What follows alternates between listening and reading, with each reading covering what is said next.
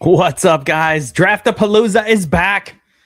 We had a week off from drafting, spend a little time with the family, do all that good stuff, and we are back with Draftapalooza, late night action, best ball drafting, Underdog, DraftKings. We'll do one of each tonight.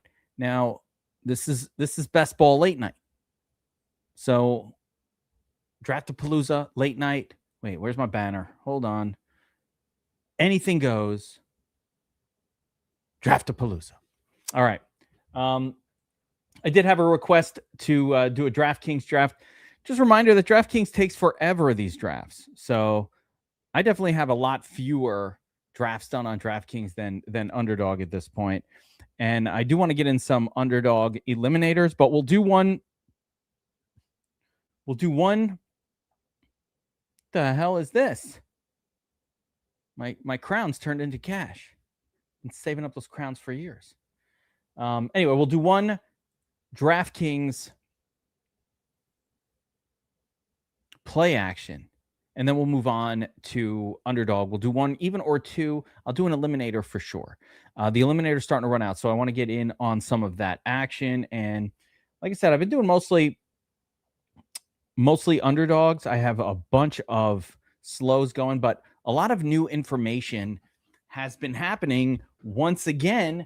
What's up, Pounds? There he is. Vacation was awesome. Time with the family is the best, right? Summertime, kids home from college, all that good stuff. So we did a lot of cool family shit, and it was nice. Back to it though. Lots of training camp information coming out. Luther Burden hurt, might not be ready for the start of the season. Okay, that happened. There's Rainmaker, Grim Aries in there. Hopefully Heisenberg got in there. Heisenberg, there he is. Heisenberg requested. Orange Peel's in there too. Ooh, we got an army crew in here. We got a straggler. What's this guy doing here? Little run pure straggler. What are they doing there? Get out of our draft, motherfucker. Danny Nugent's in pick 1, so we got another one. Eli. Yeah, a lot of digs in Debo. So anyway, yeah, back to the news. As we wait for this draft to begin. We got a minute to go. So yeah, mainly Luther Burden, banged up, like seriously banged up, might not be ready for week 1. You know, obviously, arrow pointing up for Colston, Loveland, and I think Rome Odunze. I think it's been like way too ugly on Rome Odunze. Pounds mentioned Diggs and Debo. Yeah, both those guys obviously signed last week or in the last couple weeks with there. I really like Debo. I think Debo is going to smash if he could stay healthy. I like guys sliding right back into a role that they've done on an offense that they've been in already. I think that there's this false belief that, well, he's going to have to get up to speed. Like, there's none of that. Debo's coming in, and he's going to play that role. He might get hurt because he's old as shit, and he plays a role that probably is going to get you hurt a lot. But that dude is a perfect kind of guy on especially on Underdog, on touchdown heavy formats. They even let him run the ball. CMC banged up a little bit as well. McCaffrey, swelling. Don't want to hear about swelling. You don't know what the fuck it means? Swelling? What is that? Why are you swelling up? You know, we heard about Ricky Pearsall swelling, and next thing you knew, he was out for the season. You don't want to hear the word swelling. That's a bad word. We don't want to hear that. Looks like I've got pick. Oh, so let's put the draft board on screen here, guys. I've got pick 7,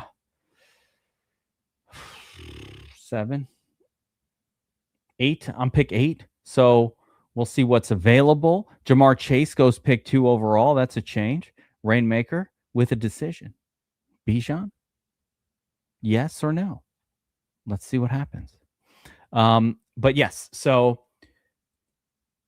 just basics. There's Rainmaker on the board. Rainmaker, get in there. Bijan, don't wait.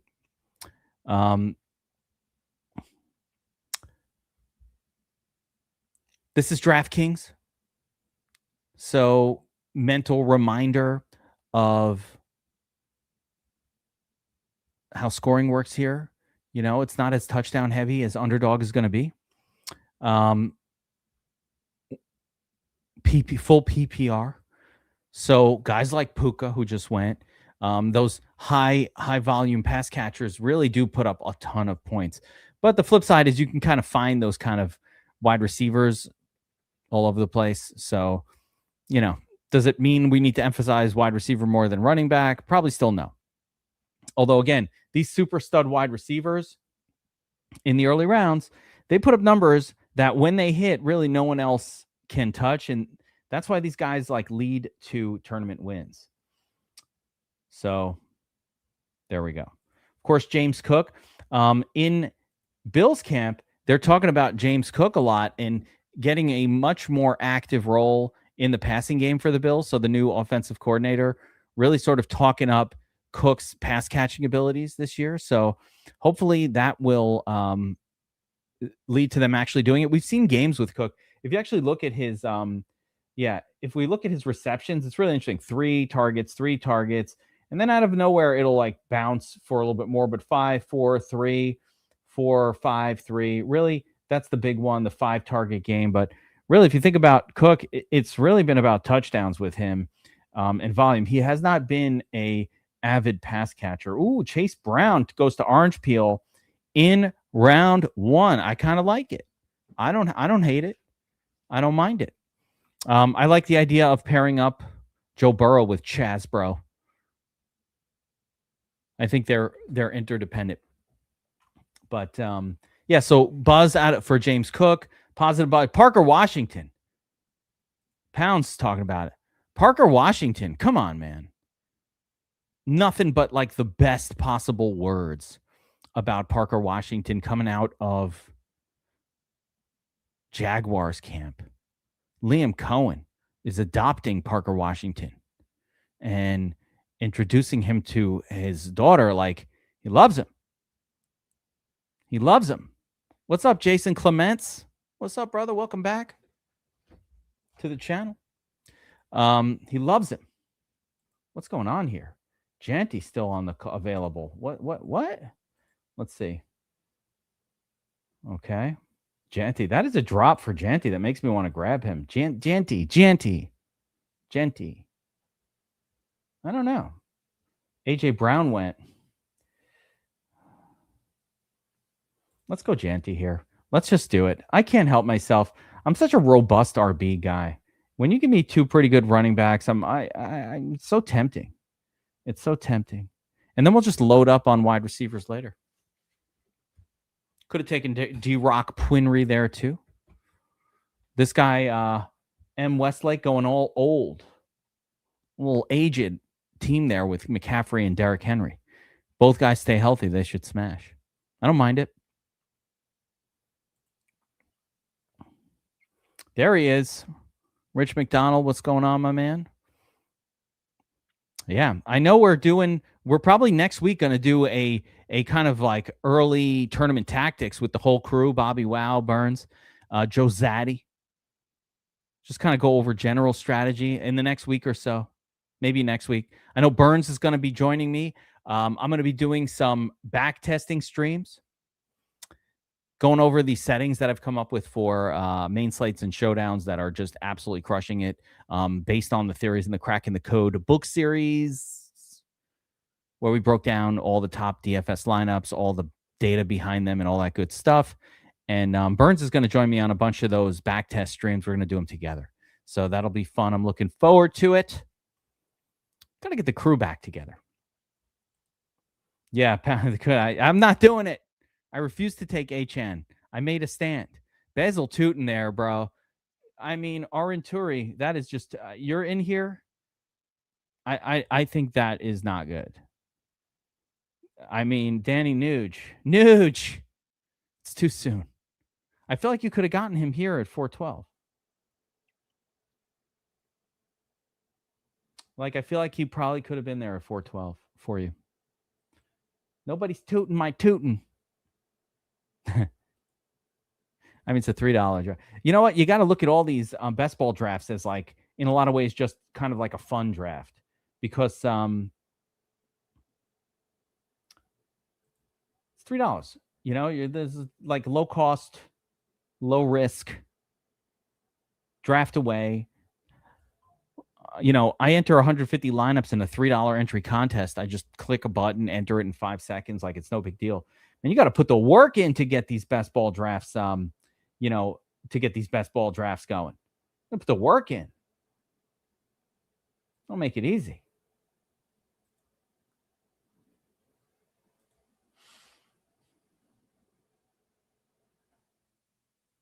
Another name flying up the draft. Oh, I'm on the clock. Oh boy. All right. Where is he? Where's Waddle?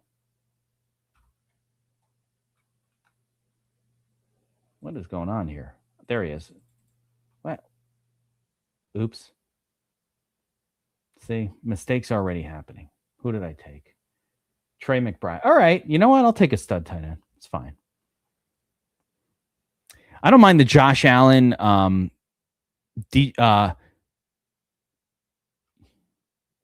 DJ Moore double tap in round 3 and 4 either. I'm really open to it. Although I just prefer waiting on the quarterbacks in these. I think Josh Allen is like he's more of a helps you get to the playoffs guy than necessarily a, you know, help you win the league guy. So there's that. All right, I need to start prepping for my picks here as I am allowing myself to get distracted with the chatty chats. Running backs falling. I mean, Zay Flowers, if you're going to leave him for me, can't be upset there. Then Parker is a whole round later. We'll be coming up on our pick in a minute here.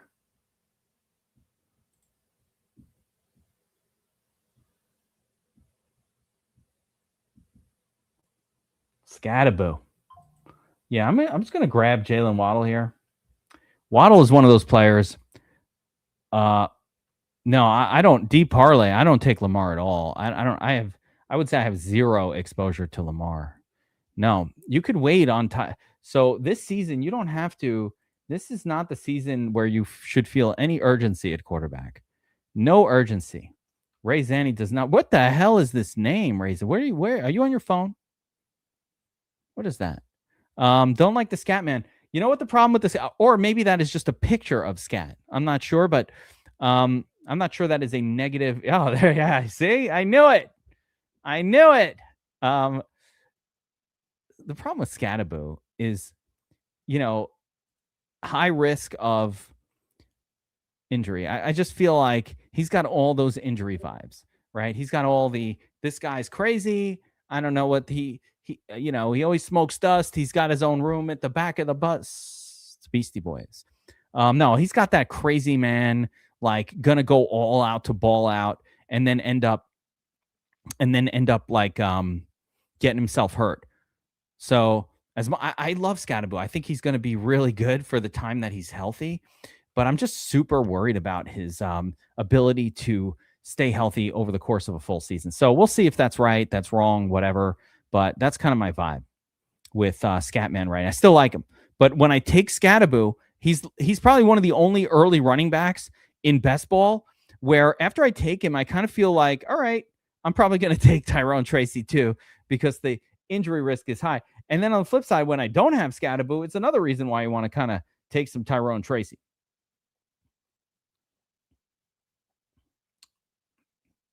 Let's see. LI got Chase and Neighbors. This is a pretty good start. Montgomery, Kyron. That's a good start. Rainmaker, Bijan, Devon. 3 solid wide receivers. Yeah, that's a pretty good start too. Running back group getting kind of thin already. So we're going to look elsewhere. Wow, Burden. Look at the fall already. Like, oh, he got banged up a little bit and now no one wants him. Okay. All right. That's how we do it. That's no loyalty. No loyalty amongst you guys. The drafters have no loyalty.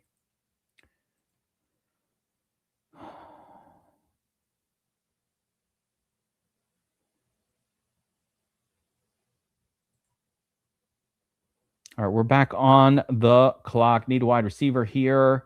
Luther Burden. I was gonna take the gift, but I'm gonna take Romeo. There he is. Oh, nice. Yes. The code cracking videos and book, by the way. You should see what we're doing with backtesting off of the data from that book. But if you want to be better at DFS, I mean, I don't know anything more that I can do this year than put together the Cracking the Code series. I spent the whole off season literally learning how to use AI so we could take advantage of all of this archiving data that we've been doing here at DFS Army for all these years, and finally put it together into a system that we no longer have to worry about theory. These are realities, right? Like every number in that book, the Cracking the Code, the DFS code book, available on Amazon if you guys want to buy it, but also for DFS Army subscribers, I give it free because I give my people everything. That's what we do, right? And everybody who's been part of DFS Army knows this. If we find out, we discover something, we share it with our crew. That's what where there's no holding back, because I want the subscribers. I'm keeping it real. I like having subscribers. I thought you were saying great job on the boobs, and I was like, "Yep, I've been working out, bro." But he meant the books. But what about I have been working out? Just saying. If you noticed a little bit of ripped, it's from the gym. Yeah, it's from the gym. So Brian Thomas Jr., Mike Evans, very dangerous pick this year, but if he can stay healthy, he should be really, really good. Brian Thomas Jr. is a very dangerous pick, but also if he can sort of turn it around, that'd be great. Oh, we got him. Jason Clements, in the Discord, there's a channel called Avatars, and we'll set up, they make helmets for whatever you want, and if we don't have it in there, just ask a message and drop a message, and they'll make it for you. They'll make a special one. Drake May, Heisenberg, what are you doing? Heisenberg, bro, you can't take, fuck, I forgot what I was going to do. You threw me off.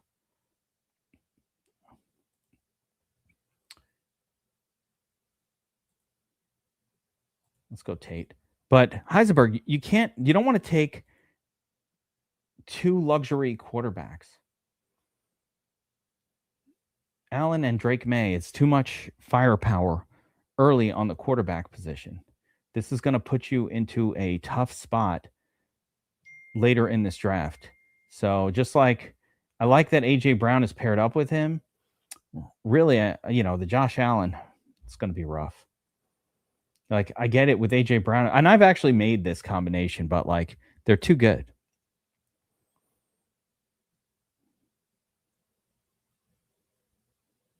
Wait, Parker Washington went, 49.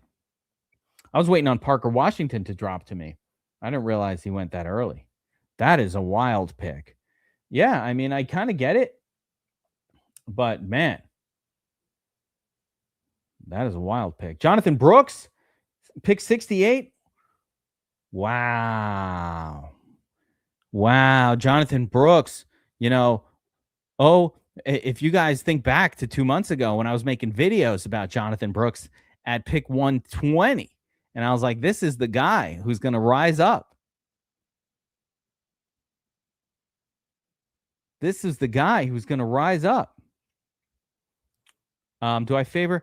I really like Debo and Diggs. I definitely favor them probably over Godwin. I don't have much Godwin, but I do like Alec Pierce as well. I think Alec Pierce is great. So that's not somebody I'm going to shy away from, but it's right in that zone. T-Law. So I'm set up for, let's see, I've got Waddle, Odunze, and Tate. So, and McBride. So, that's a setup there. Waddle can go with Bo Nix, Odunze with Caleb, Carnell with Cam Ward. Those are late guys. So looking okay. It's really important with these DraftKings drafts. You really want to have like at least 3 really good wide receivers on your team, couple good running backs. But you want really good wide receivers because they're the ones who can blow up. Now you can also get a lot of wide receivers, and that works too.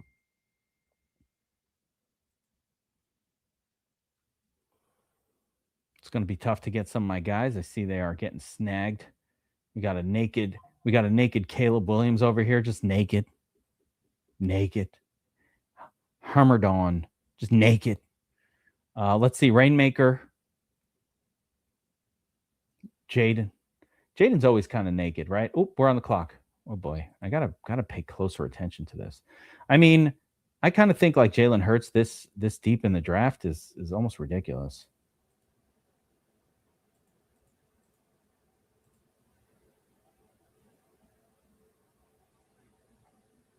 I guess that's where he goes, but you know, with Jalen Hurts, I'm fine with not having him stacked. Also, well, I might try to get Goddard there. I do not like the playoff schedule for the Eagles, though. First look. That's what's up, user ZH, whatever. First look is out already. It's on the channel. Just go click on the DFS Army channel. Did our first look.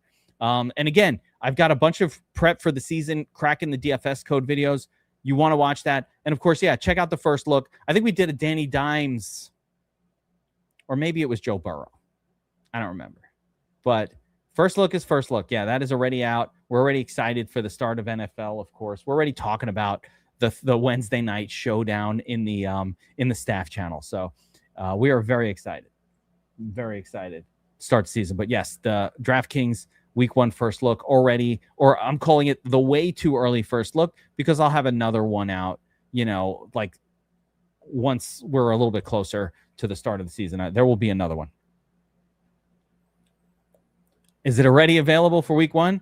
I don't think we have projections loaded in there for NFL week 1. So not quite yet, but our optimizer has backtest mode, and that's really what we're going to be doing next week. So this week we're doing our draft blues. Next week we're going to be doing VIP. I'm calling it backtest streams, where I'm going to sort of disseminate and teach everything that I've been learning about how to attack these contests in backtesting. I'm doing thousands of backtests even right now as we speak. Like, it is just going on nonstop. So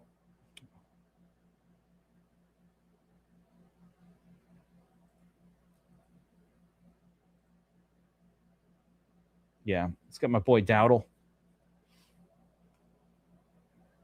Yeah, backtesting is going nonstop, but I'm going to be like the approaches that I've learned and that are working and that are producing wins in backtest mode. Some of them could be a little bit involved, and there's a lot of sim boost rules that I'm using, all based on correlations in the data from the Crack in the Code series. I'm being very aggressive with the per lineup simulation boost that we have. It's also an advantage over every other site. No one else has it. And I think that automatically, like, these other sim sites they do their own stuff. It's not like a true simulation per lineup the way that I have it set up for the domination station. And I think it gives us an advantage, really just over the overall field that are just kind of doing it differently and without the kind of data backing it and all of that. So yeah, nice. Grim Harry's. I know you do love my guys, though, Grim. In fairness, we're on the same page a lot. I wanted Alec Pierce. I thought he'd get to me on that last run, but you know, it was not to be. Orange peel. It's always a little tricky on these drafts. Steffi Diggs cracks the 100 barrier there. I like that.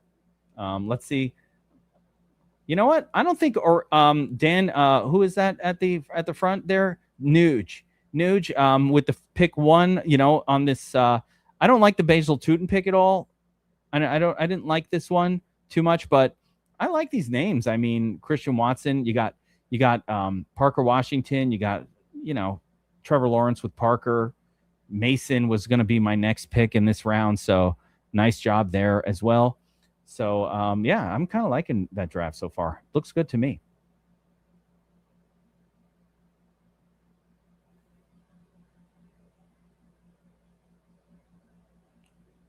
Wow. Stafford, Mahomes. Look at all these guys. Dart goes.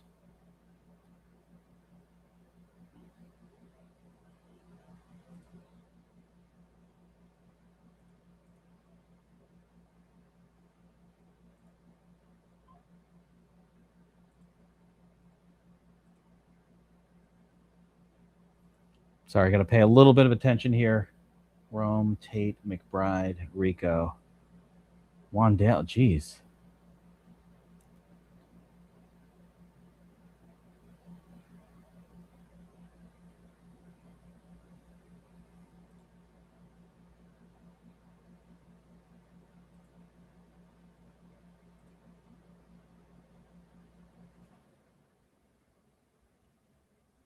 Debo.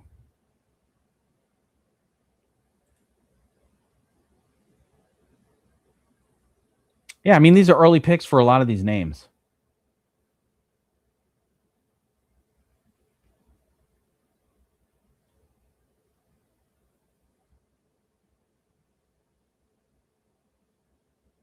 Bo Nix, that's brutal. That's brutal. I was fully going to take Bo Nix on my next turn. I don't know if I'm just not used to the ADPs that are going on here on DraftKings or it's just fucking wacky. I don't know, but it's wacky. It's wacky.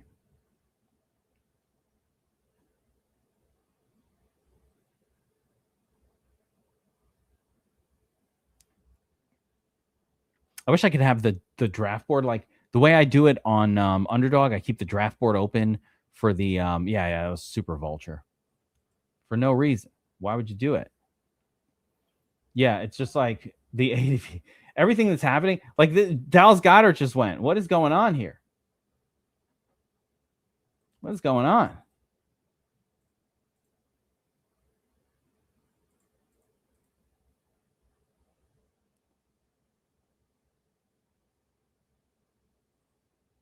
We're just vulturing each other. All right, yeah, okay. I'll join in. I'll join in. I like Debo more than most. But the downside of Debo is this same contest was going on before before he was announced as what team he was on. So there's just a lot of people in this contest that have Debo, at pick 130, 140. So it is a negative sort of, it's kind of like a non-advantage situation when that happens. I don't need to. Oh, I forgot that I don't really even need to power up that tight end position too much.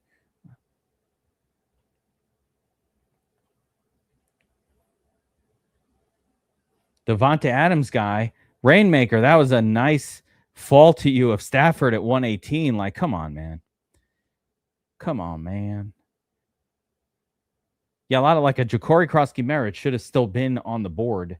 And yeah, he went at 105. So that's pretty crazy.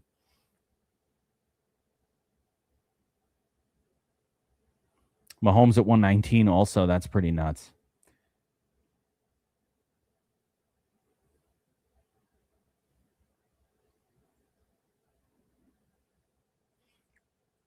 Well, if he gets hurt, he won't. If he gets hurt, Jonathan, he will not do very much. And I think that's a good possibility. I could totally see Debo getting hurt and it's just a disaster. But if he's not hurt, like he's gonna be awesome. Like he was very, very good in that same offense. And they're gonna play him in the exact same role. And the other guys are all getting hurt. Who are they throwing it to? Mike Evans? That guy's gonna get I see Mike Evans getting it. Well, yeah. What if he doesn't get hurt? I mean, yeah, he's probably going to get hurt, but what if he doesn't? What if Mike Evans gets hurt and then they have no one else to throw to but Debo? That's my back punk. That's my ball punk, Debo. So, yeah, it could go either way. But he could get hurt. Listen, Debo plays a rough, aggressive style. Yeah, he could definitely get hurt. I could see it. Plus, I always assume that somebody got hurt last year. I have that same assumption, like my monkey brain just says like, oh, if he got hurt last year, it's going to get hurt again. It's just like that's how our human monkey brains work. We just think it's going to happen again. Get out of here, Ricky Pearsall. Fucker. Let's see. We're on the clock. Tight ends are all set. Oh, I could use a QB2 here. I'm going dimes. Actually, Malik, I can actually build a little stack around. Let's go, Malik. I'm just going running quarterbacks that don't need to be stacked. That's what we're doing today. Yeah, see, my take from the start of the season was that Evans, Now, Debo wasn't there, but I was like, Evans is going to get hurt. That dude always is hurt. He's always got a hammy injury. He's always got something going on like that. So I had that same feeling about Mike Evans that you're vibing with about Debo. Debo probably gets hurt. I think Mike Evans gets hurt. What if Mike Evans gets hurt and Debo doesn't get hurt? And then Debo goes crazy. So, you know, can go either way. You never know. Yeah, Malik Willis. The main thing I like about Malik Willis, I don't like Miami this year. The whole team looks like a shit show. But I think Malik Willis might be good. Like, you know, a lot of the fantasy sort of like brains that I talk to, they kind of think that Malik wasn't signed as just like this 1-year fill-in. They think Malik Willis is somebody that Miami's probably going to stick with next season and keep him on as their, as their quarterback, like that they wouldn't draft another guy. That they might be happy with Malik. I don't like the way, you know what? I think I got my screen blown up. Maybe that's what's going on. Like, I'm not seeing enough. Yeah, there we go. Sorry, I got to make that a little smaller. I couldn't see anything. All right, so running back group, getting thin. Wide receiver group, still have some good ones. Wow, some of those ADPs are crazy. Quarterbacks, I'm all set. All right, so this is where we want to beef up our wide receiver position. I could really beef up the running back group as well, but you know what? Got to do something that I'm not super proud of, but you got to do it. Kamara. Oh, gross. How could you take Alvin Kamara? You hate Alvin Kamara. I do hate him, but you know, he's a pass catcher. This is DraftKings, and I just need him to fill in for me on occasion when my other guys don't step up.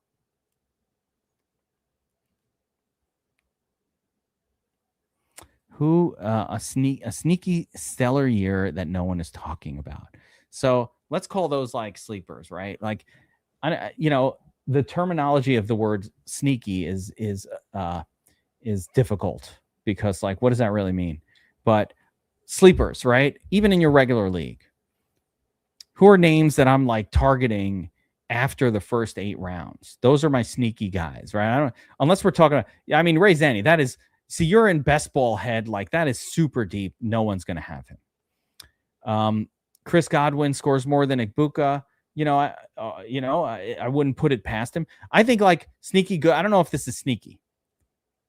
Yeah, I mean, again, you guys are in deep mode. I'm thinking more like, how about I think Ladd McConkey after this season will be looked at as one of these names that you want, like as elite as any of the other guys, as like a first round wide receiver. So I could see it being Ladd McConkey. That's one of my guys. That's in round 3, though. How sneaky is that? I don't know. I think Devontae Smith also going to smash this year. There's a couple of round 3 guys.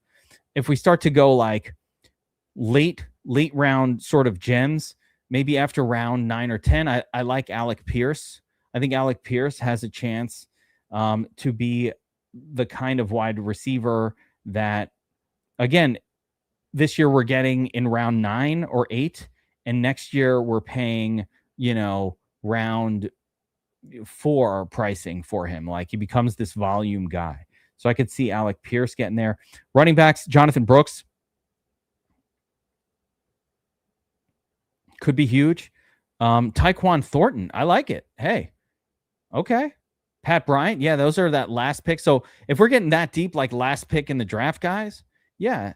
Tank Dell has been one of my favorites most of this season. Yeah, there he is, Pounds. Tank Dell, but Pat Bryant, yeah, definitely. Tyquan Thornton, maybe. They got that other guy now. Oh, boy. Why do I keep not paying attention? Thank goodness.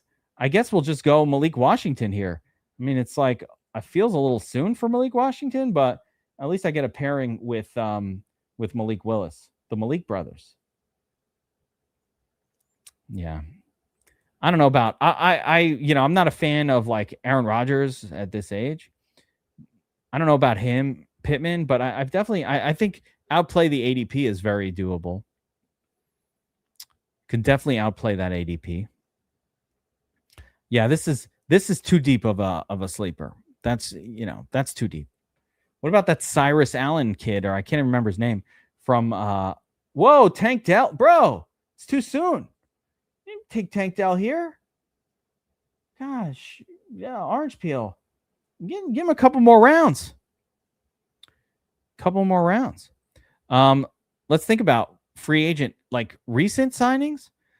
Basically, Stephon Diggs. I think Stephon Diggs didn't really hurt anyone. I think I think the Terry McLaurin, Stephon Diggs can exist together. Oh, Sam Romero, what's up, my man? I appreciate you, and I get it. It's not gay. It's not gay when it's in a three-way. It's okay as long as it's a three-way. Diggs could be washed. Yeah. Diggs could be washed. I like, late round picks. I it's like, I don't want to say their names because you guys are just like grabbing them, but I just said Dell and like he's gone. But Jordan Mason, I think he's the starting running back for the Vikings. Like, why is he available at pick 100? So I like Mason a little bit. I think he could kind of pop. Trey Tucker, there he is. I don't want to say the name because I figured Orange Peel was going to take him, and then he did. But Trey Tucker on the, I want, later in the draft here, I want like WR1 types if I can find them. I mean, most of them are gone now, but like, in as much as I can try to get a WR1 type of player, where the fuck is Brisket? What happened to Brisket? You guys screwed me. I'm taking Mendoza for the second half. Where's the Brisket? This draft is crazy. I'm not even paying attention because these guys last. Brissett, keep on the grind, bro. At pick 140, what is going on?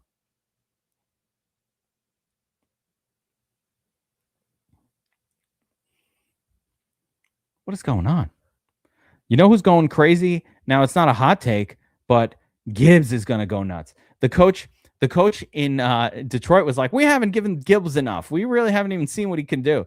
Like, the words that they are saying about Jahmyr Gibbs, I think Jahmyr Gibbs he could have a record-breaking fantasy season. All right? Clip this moment. 37 minutes, 46 seconds in.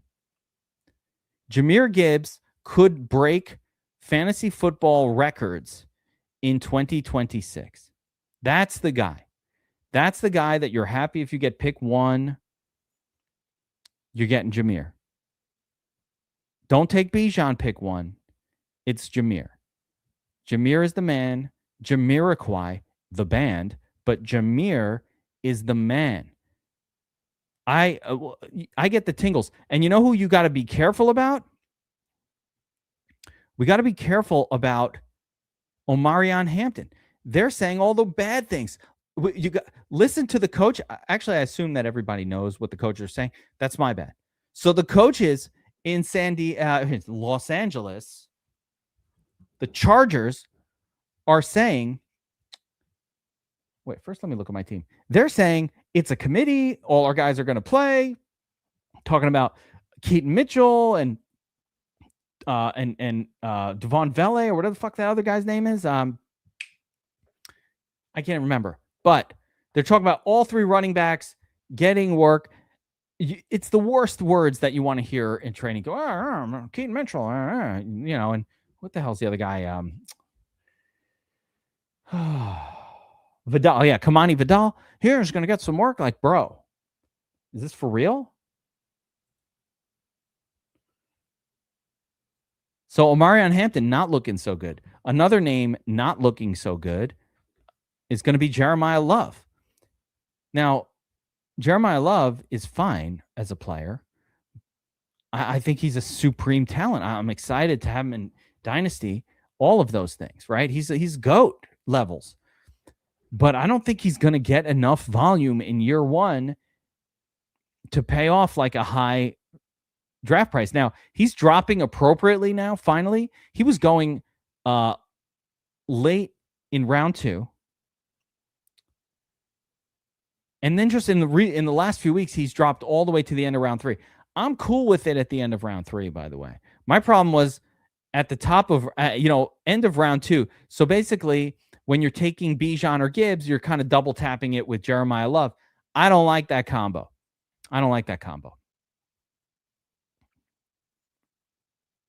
Yeah, I don't, he could talk up, Olave could talk up Vele all he wants on McAfee, but the reality is, Vele is at best going to be the WR3 on that team. So one good thing about Devon is no one's drafting him. So I've got three quarterbacks, 5 running backs, 5 wide receivers, 2 tight ends. This was not a very highly correlated draft for me, just because the way it fell and the crazy ass places that the quarterbacks were going. So I had no real ability. There's Cyrus Allen. I had no real ability to stack my quarterbacks properly. Even Jacoby Brissett, who I have fucking Trey McBride. So I'm like, I'll take Brissett late and just get that one going.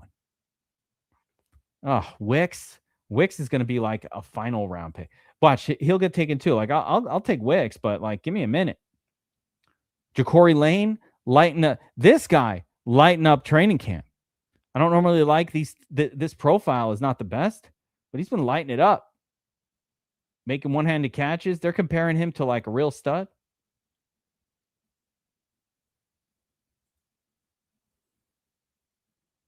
Let's get a little Jets action going here with Kenyon Sadiq. Yeah. No, you never know, right? The weird one. The weird ones are the ones. It is true. You never know. All right. All I need to know is that Bobby Wow. Is Bobby Wow in it with us? By the way, guys, for anybody interested, I'll promote that now. Tattoo Freak is our team commissioner. And we are kind of putting together these rolling $25 entry sleeper leagues. They're like a normal league, just 12-man sleeper league, best ball. So just a little best ball fun, kind of a beat the geek situation. If anybody wants to join in, we have 2 going so far. So 2 12-man. I join them all. I've already said, no matter how many you do, I will join. You can have the honor of beating me in a best ball 12-man league, or you can try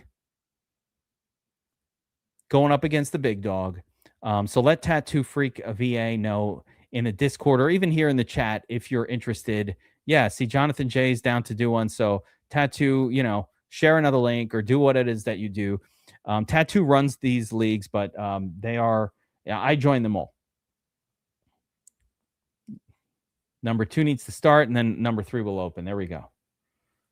So I keep missing picks in them too, so it's not like you're going to have too much time beating me.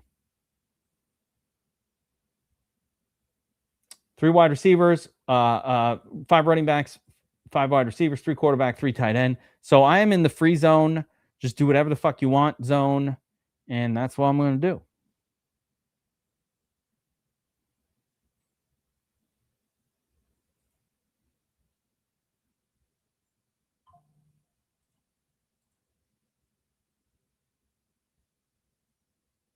There we go. Tyquan Thornton, last round, Ray Zanny style. No, actually, that was not your pick, Ray. That was somebody else's. Can't remember who. No, it's good to have everybody back. Now, remember, this is late night. This is best ball after dark. We're a little more casual here. We're just hanging out, enjoying a little best ball. We're going to shift over to Underdog after this one. I really want to go and do another.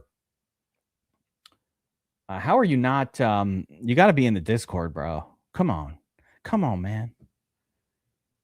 Gotta get in the Discord. That's where everything we do is going on. In our Discord, that is where all the magic is happening. Oh, that was your pick, Tyquan Thornton, Jonathan? Yeah, I think he's a good pick too, by the way. The Chiefs' offense does seem to produce those guys. Like the Mecole Hardman, they don't produce well every week, but he's going to have big games, and that's the perfect sort of best ball thing. But what if that Cyrus guy,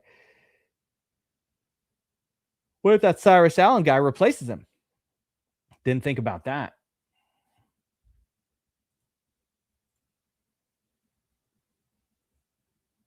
Freaking Zach Ertz now starting to rise up the boards.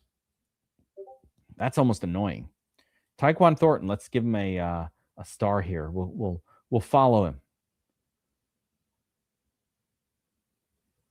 Kalon Black goes. That's one of my guys too.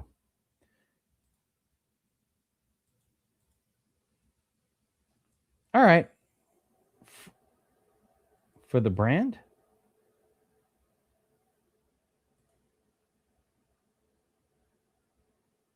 No. Going Justice Hill. Let me handcuff it up. Handcuff it up. When Derrick Henry goes down, Justice Hill will smash. Oh, yeah. I love me some Kenny Walker. Kenny Walker, the only thing that's going to slow him down this year is injuries. If he can stay healthy, man, he is going to smash. Do you have any Thornton this year, Ray Zanny? Any Thornton? These are guys that, like, if you just catch the right guy, the reason you got to spread it around in this format, you just got to catch the right guy on the right week. It's really just kind of, that's what it all comes down to. You got to catch the right guy on the right week.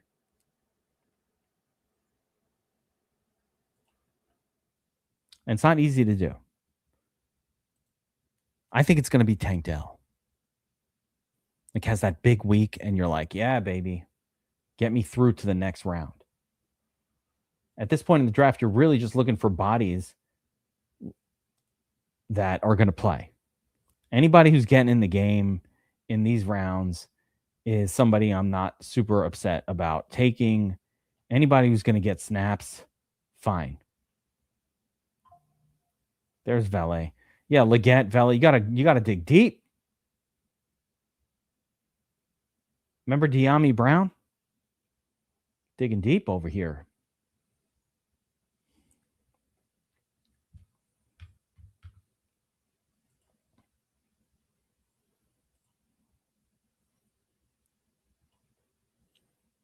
Not much left of value.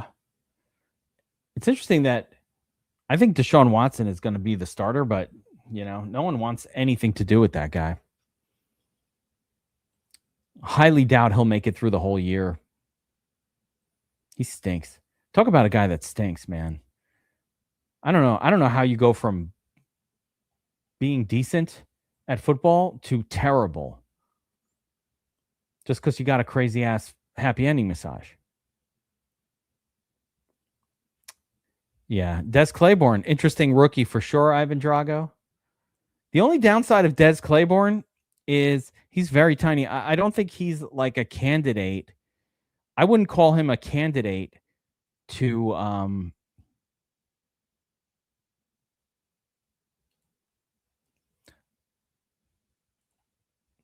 Discord, Jonathan. Hold on, let me show you.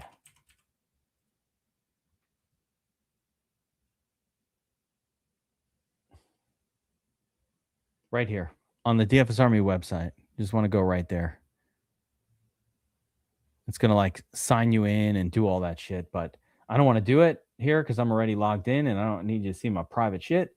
But yeah, DFS Army website right there.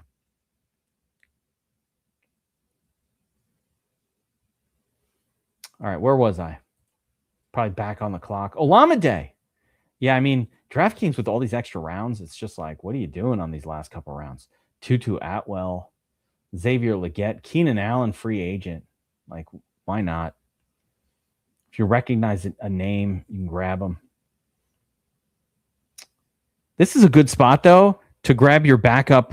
Like there are still plenty of kind of backup running backs that are floating around here that have a chance to start if the other guy gets hurt. So this is not a bad spot in these last few rounds to be doing a little bit of that as well. LaQuinta Allen. Where's my boy Ray? Phil Mafa. This is for you. This is for Ray. The most obscure pick in all of Best ball. Filmafa. Classic. Just for Ray. What's up? What's up? Annoyed Square. Oh, you want to do a rating, huh? You're gonna make me do a long one. I've been stopping to do evaluate them just a little bit because it takes a while. All right, we'll go through it. You deserve it. We drafted together. Who's on the clock? Yeah. All right. So I'm done. So let's go through it. I'm going to go through the names that I remember in the chat, but you are, yeah, we got one. I think I got Orinturi, Rainmaker, Grim, Chief ST. That's me. Orange Peel. So that's our crew in here. So Orinturi, Nuge in the chat. Let's see what you did here. Let's stay real quick. We're going to do an Underdog one next. So stick around. We're going to do another one. We'll do a quick overview here. We got Gibbs. Tootin, again, I did not like the Tootin pick. I already talked about it. George Pickens, round 2. That's cool. Malik Neighbors. Oh, so close, right? Want to get Neighbors there. I love Watson and Parker Washington with this double tap. So that works for me. A little reachy, but yeah, Pacheco is dust. Little Ricci on Basil Tootin, I think to me was the mistake pick. You got to do something different there. Like take Olave, take one of these stud wide receivers, and just hope that a different running back might fall to you. Although, keep it in mind, they might not. I fell in this trap with starting 1 or 2. You wait here. I'm hoping for I'm waiting until this kind of double tap here, and I'm hoping that Montgomery will get there. Not that one. This one here, the 4-5 turn. I'm hoping Montgomery or like somebody will get there, but they rarely do. Like Jacobs, they rarely do, and you end up just taking Swift. So let's see how it continued. We got Trevor Lawrence. I love T-Law stacked up with Parker Washington. You got QJ Herbert. Would have liked to see Trey Harris when he was available. Taking him as well. We got Myers in there with Jacksonville and Brenton Strange. So completed kind of the full stack Trevor Lawrence, or all but BTJ and Hunter, but a pretty good Trevor Lawrence stack going on there. I'm cool with it. That's Claiborne last round. Rainmaker, good start. Bijan Achane. We got the triple tap of running backs, of wide receivers. Olave, Moore, Adams, all guys I like. Jadarian Price, cool. That's fine right there. Third running back. I like it. I like the price. Jadarian, I like the price. That was a good drop on him. Taking him after Jonathan Brooks is so sick. The Jonathan Brooks pick there was bananas. We got Jaden and Diggs. Stack them up. Loves it. Luxury running back with Chuba. Don't know if I love that. Probably could have still... Actually, a lot of the wide receivers, it was like, who are you going to take here? So actually, I'm cool with it. And then the crazy value on Matthew Stafford. Oh, my. Right? Really nice. Really nice overall draft. Let's see. Grim Aries is in here with us. Jonathan Taylor. Brock Bowers, round 2. Okay. McConkey and ETN. ETN, I'm souring on a little bit, but I'm good with him here in round 4. I'm good with that. Jamo Williams, Lammy Jacks. This was just like you felt like almost pressured to take Lamar. But the reality was, I'm probably, Herbert is the guy I'm probably targeting with this early start. But you got Goff with Jamo. So I think that's cool. Godwin and Downs, fine, Naylor. Spears a little too early. And Ja'Cory Lane, that's some good. We got Ja'Cory Lane, Tinsley, a lot of good. I really like the end of your draft, Grim Aries. A lot of upside guys there.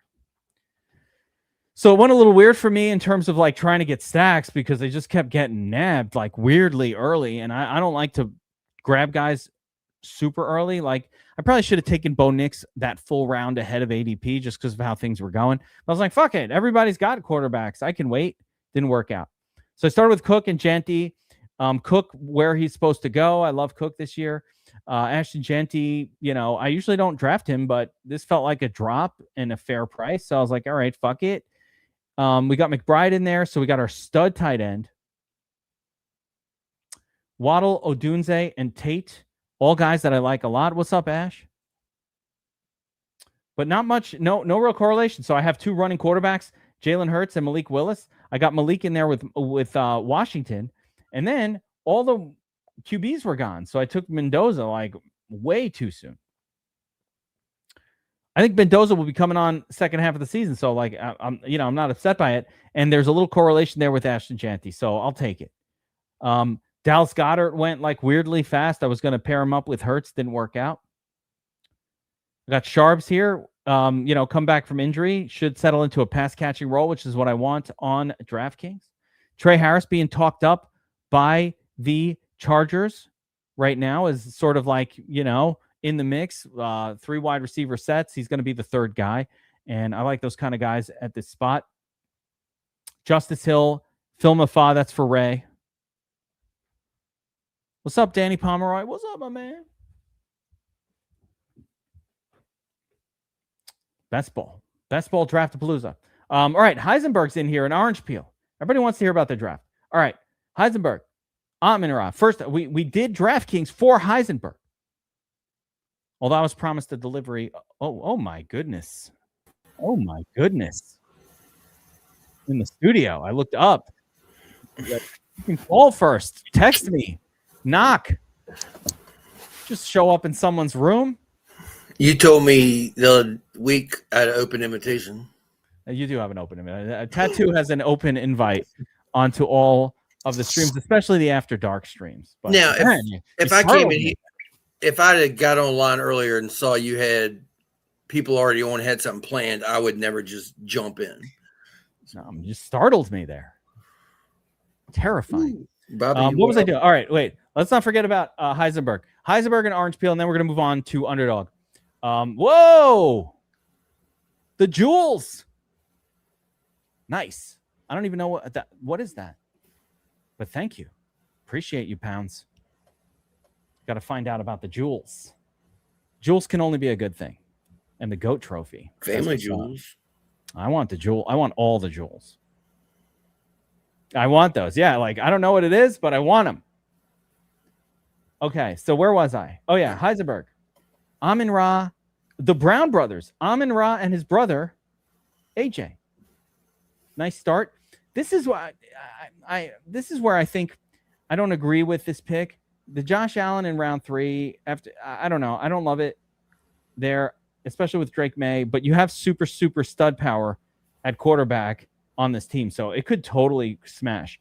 But once he took Allen, now number 1, we're scrambling a little bit at running back. And this is where I would have done it different.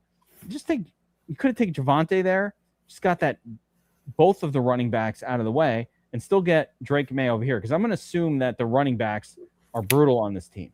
Yeah, it's not great with Krosky, Merritt, Dobbins, a lot of injuries, potential. It's just, this is where it went wrong, Heisenberg. Now, watch that be the lineup that wins the whole fucking thing, which certainly could happen. But for me, this lineup looks a lot better with Javonte here, Scattaboo, or one of these running backs there, and then we keep it going. Yeah. I haven't taken much Stowers, but I could see it. Yeah. So anyway, outside of that, though, we got Drake May paired up with AJ Brown, Kraft and Laporta, double tap the tight ends, Krosky and Dobbins there, Kelsey. Yeah, Coker. So not a lot more. I guess got a Coker, Bryce Young, little side mini stack. I like Branch. Hunter's fine.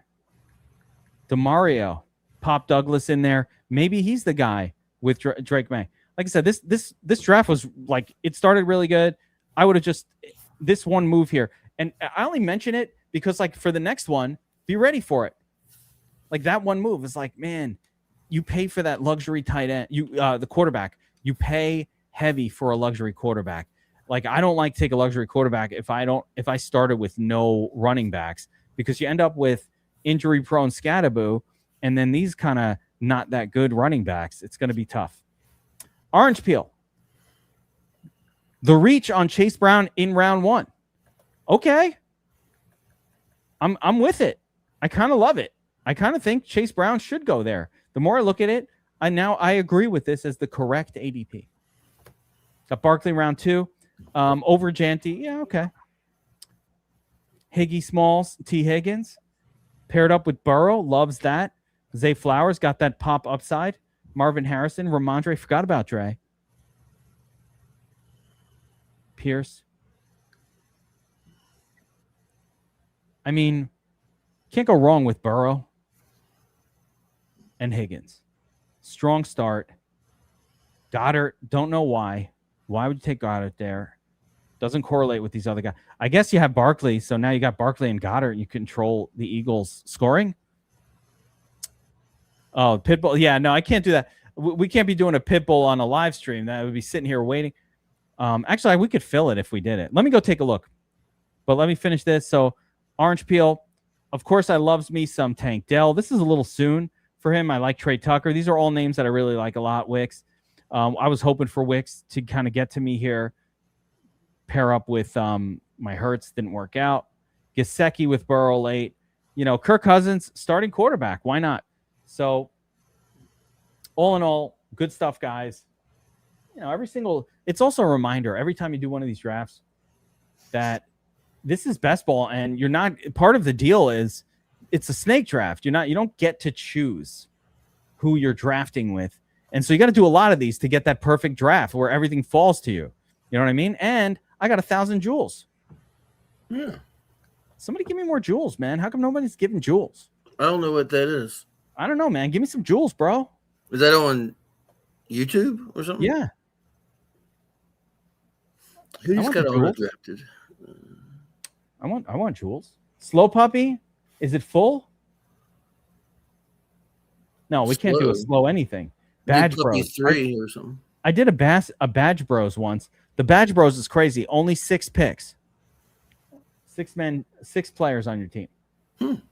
Or no, there's only 6 people in the draft. Yeah. So like everybody has a crazy Studley lineup. What's up, Johnny Pop? Puppy, you are the man. You are the man. Johnny Pop. Pitbull 2, $20, man. See, Rayzan, you're trying to price out the crowd here. That's big shot in it. I'm not going to do that to you guys. Whoa! The big eliminator. Oh, shit. There is a big eliminator. I want to draft it. I do. Hell 10 yeah. max. That's not bad. Hell yeah. I kind of want to get in on that. 2,700. But yeah. All right, let's do it. Let's do a small eliminator together, because this is one of the last chances I'm going to have to kind of go over the strategy. The eliminator's starting to fill up. Guys, if you have not gotten your lineups in on the eliminator, this is my favorite contest by far in all of best ball. It's my favorite one. Wait. You did the $500 tout draft? You probably crushed those nerds. Who was in it, Ray? Oh, I have another question for you, Ray. So you think you can tout? Did you agree with the winner? I know you were watching it. Okay, here we go. 20 seconds per pick. Eliminator, $10 entry. I will describe tattoo. How this contest works, and why I like it so much. But first, let's put up the big board on screen so that I can actually, for once, look at my own screen. Oh, I actually made it. What's that? You're in? Yeah. Oh, shit. All right, so we got to talk about the eliminator. Hold on. Unshare. Let's share the big board. Share the big board here. Okay. There we go. Oh, yeah, there it is. All right. Get down. All right. Here we go. We are ripping. We are ripping. I haven't ripped yet. Actually, we got to get going. I didn't want to choke on the mic. Sometimes I Pause. Sometimes I cough.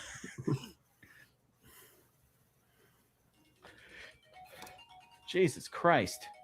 Phone ringing. Where was I? So, see, here it comes. That's what I was talking about. All right, the Eliminator.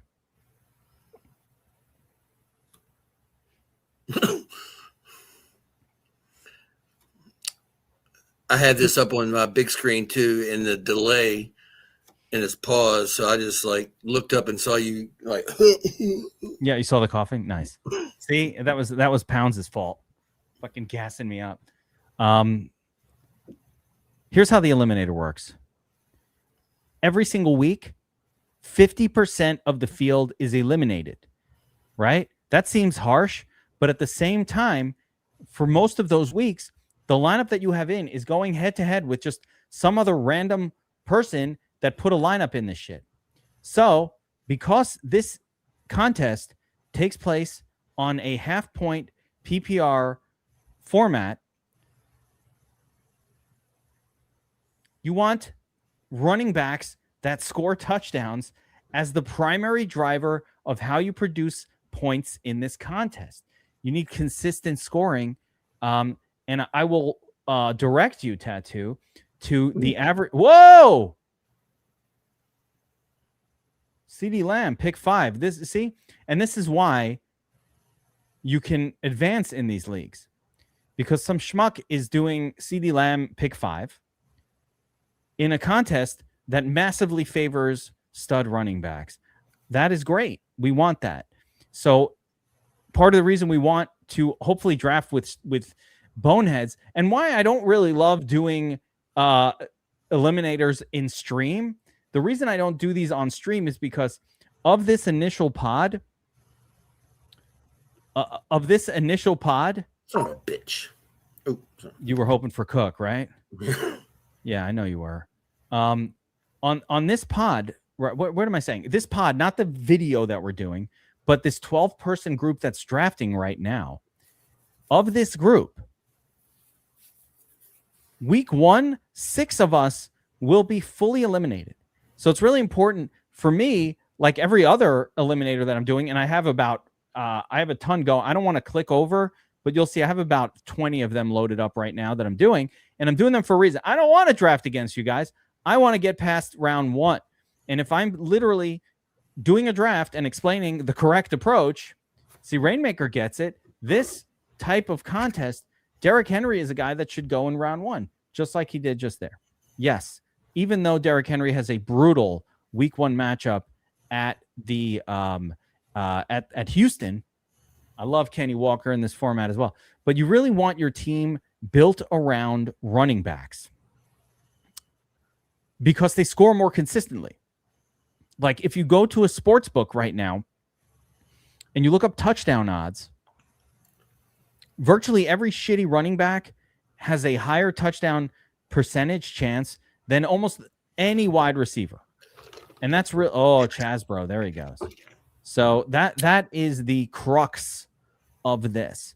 I want touchdown scoring players as much as possible in the first few rounds. I want a team built around running back scoring. And the most important thing is anybody who even sniffs the idea of doing like a 0 RB approach, that might work in a BBM contest where you have half the season to allow, these players to sort of develop and become useful.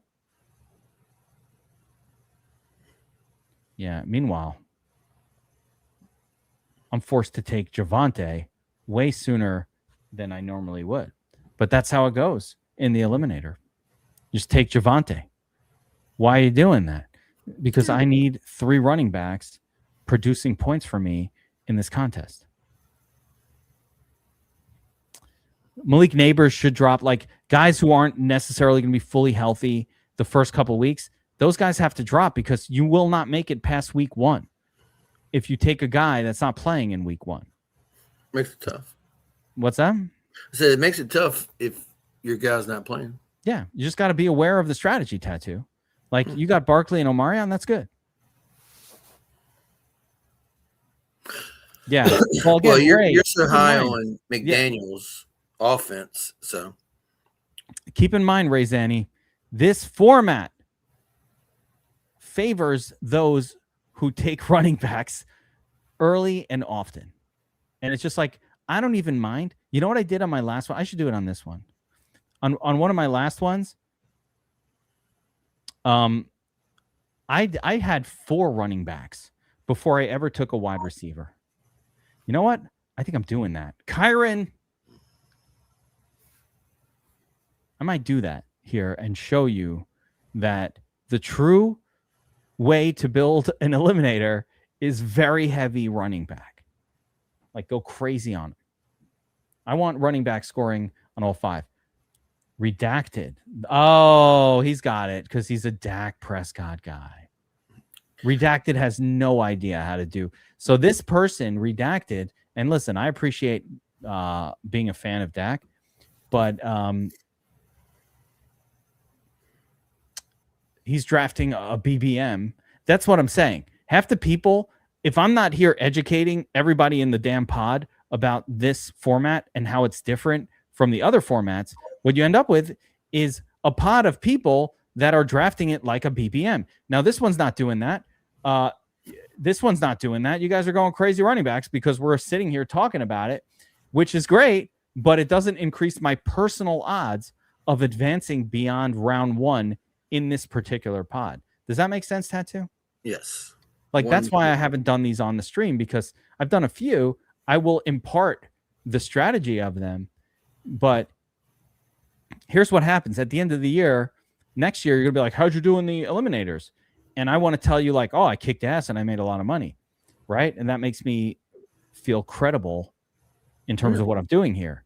But if I say, oh, I got my ass kicked because I didn't get out of half the pods that I was in were against everybody who knew the strategy. And so I didn't get to, the money rounds, round 2, 3, 4. Like, well, you suck at this. Like, no, I think I just like got myself in the foot. But we do have 2 teams on the board here who have yet to take a running back through the first 3 rounds. We'll see how that plays out. Now, this other dude, and he's building a super wide receiver offense. It could actually work. Like this guy who's second to last, with Jefferson, Amon-Ra, Olave, and McConkey. He's going, oh, why are these people taking a Tattoo Freak? You copying my 4 running back concept? You fucker. That's my calling card. Is running back. 4 of them? All right. I'll allow it. At least 3. At least 3. Got to get 3. So Washington Square or whoever that guy is. First running back is Swift. Again, that's going to be challenging. That's going to be a tough run. I really like Montgomery. So Montgomery guy, I like that play. I like that pick. But I will be shifting gears here to wide receiver as I have my 3 running backs. And the only way I was going to take another running back was if Montgomery fell to me, which he did not. So, yeah, we just got to go waddle here and start loading up the wide receivers. Jalen Waddle is one of these wide receivers that is climbing in the high dollar contests. He's climbing like crazy. Ray Zanny, I want to see that. I want to see that team, that $500 team you drafted. Yeah, the tout draft. I wasn't in that draft. I want to see that team. Show me the draft board, Ray.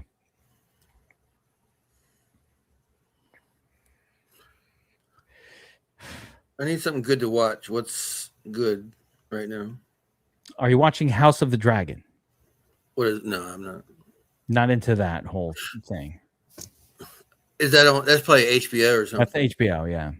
You don't have to afford the. No, you want to splurge on HBO just for that? No.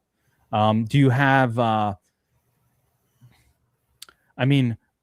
tell you about a pretty cool show that I never watched, and then I just caught like a version of it, and now I'm kind of into it. And it's on Netflix, and it's called Outlast. Have you seen that? I have not, but It sounds like some kind of competition.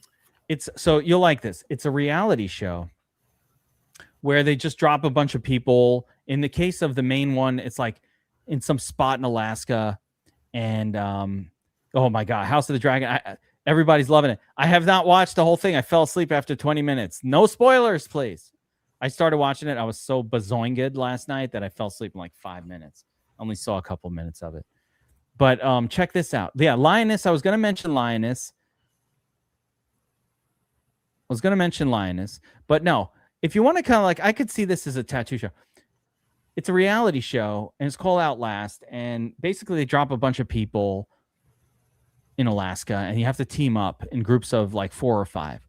And basically, you got to survive out there and kind of like do some competitions and all this shit. But I don't know. I found it interesting.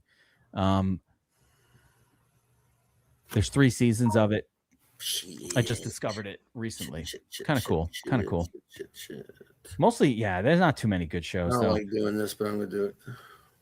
Tattoo you on the clock? Lamar, no! Take a wide receiver, bro. Take a Lamar. I just didn't like, Yeah. Yeah, Ted Lasso. You can't go wrong with T-Lass. But not everybody got that. Watch Landman. I watched a few episodes of Landman. You know what I also like? I watched a few episodes of Landman, but I haven't watched the whole thing. I started watching that show Dutton Ranch also. Kind of cool, but didn't really keep my interest enough to like make me excited to go back to it. I'm a couple episodes in.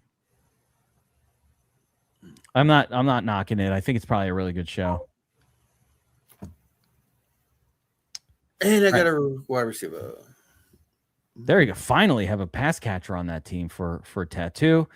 I like the start though, man. Oh yeah. Give me the 4 running back start. I'm cool with it. I'm down with that.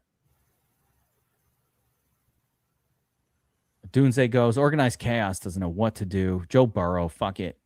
Just grab him. You can wait a little bit. I feel like you can wait a little bit.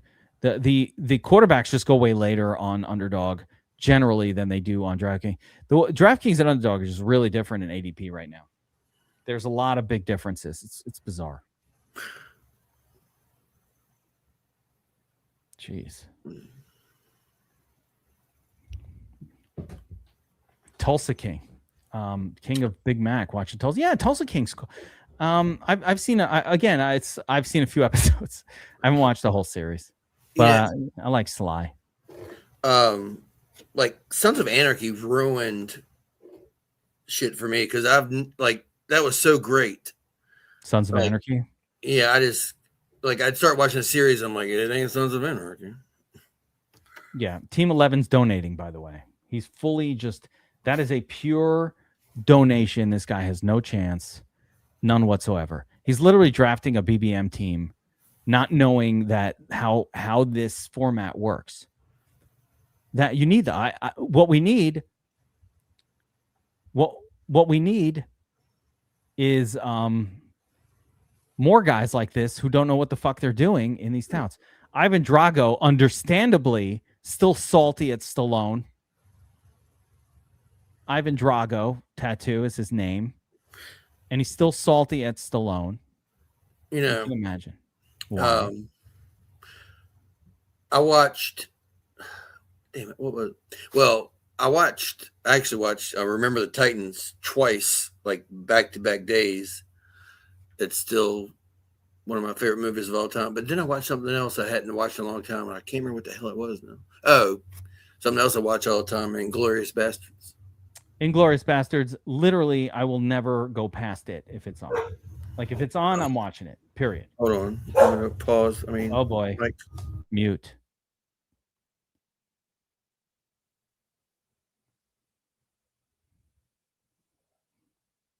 Dog got excited there. I did not watch the Mayans or Sons of Anarchy, actually. I haven't watched Sons of Anarchy. Maybe I should watch that. Jonathan Brooks. That is an early grab of Brooks. Again, as much as I love Brooks, Washington Square or whatever the hell that guy's name is, dude, Brooks is a guy who has a chance to take over the course of the season. He's not someone that you're taking where you're expecting him to, kind of be lead back numbers the first few weeks of the year. Now, how the fuck do you get past week 1 when you don't have a running back? The answer is I never you watched don't. Breaking Bad. You never watched Breaking Bad? Is that what I you tried to said? watch it right after Sons of Anarchy, and I just, Dude, at that point I couldn't. no, you got to watch Breaking Bad. That is the greatest. Well, Breaking Bad is on the list of the best of all time. It's Sopranos, then Sons of Anarchy. Ivan Drago, the fact that you do a full rewatch of the league every year, that is some dedicated fantasy football love. And I don't know how many people will appreciate it, but I appreciate somebody who loves fantasy football that much. Like the league, great show, but it hasn't been on for like 7, 8, 9 years already. I watch First and 10 all the time after that show's lame. First and 10, no, it was an old show on HBO. I remember it. I think I know what it is. Actually, that was a cool show. I was just busting your balls, but like, I actually remember that show. That was a that was kind of like it was like a precursor to that show with The Rock. I think it was, called Ballers. Wasn't like Lyle Zato or something in it? I don't remember. Yeah, Team 11 is just, I mean, the saga of Team 11 is so fascinating at this point, and that it's almost distracting me from the whole rest of this draft. Oh, another great series, Oz. Oz was really good. Wait, I got to see what's going on here with 11. What are you doing, bro? 1, 2, 3, 4, 5 wide receivers, quarterback, backup running back, tight end. Rainmaker's got it okay. Tattoo, you're covered, man. Four wide, 4 running backs. You're good. Just get the rest of your positions going. 3. This is another guy. WV Square. This is going to be a challenging team to get past round 1. Counting on stud wide receivers to put up monster numbers, dude. That is a dangerous game. Nico Joy, I also think, might have a little bit of trouble. Although I really, he made up for it a little bit, but not the strongest group. And Redacted, I think this is actually an easy advance. Yeah. This is going to be, I don't want to talk about Ray Zanny's refusal to take wide receivers, but like, in fairness to Ray Zanny here, kind of left no choice. Like the value just exploded at wide receiver there. Couldn't pass it up. Those other guys were actively passing up the running backs, which is why their approach bothers me more. All right, through running back. Yeah, this is where we want to get some more running. What the fuck happened? Oh, jeez.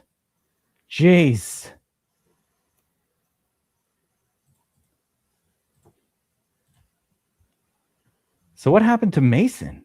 Oh, went a couple picks before. My whole plan was built around Mason in this round, so messed me up a little bit. This is gonna be interesting. We're just drafting. Just leave my guy. Oh, I got 2 guys on it. Both of them are still here. It genuinely.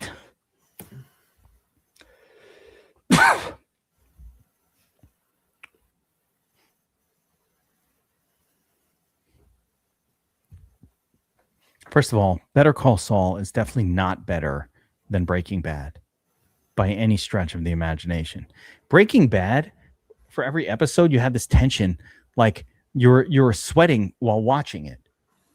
Better Call Saul is an entertaining show, but rarely does it give you a sweat. Make you sweat till you bleed. Is that dope enough? Indeed, I paid the price. Control dice. All right. No mas. I kept it under 5 seconds. There's 9. What's up, brother? Damn it. Whoa, I'm rolling. Oh, I'm on the wrong one. I'm trying to control this like screen here that you guys are seeing, but it's not the one that I'm using. Yeah, let me scroll that up a little bit there.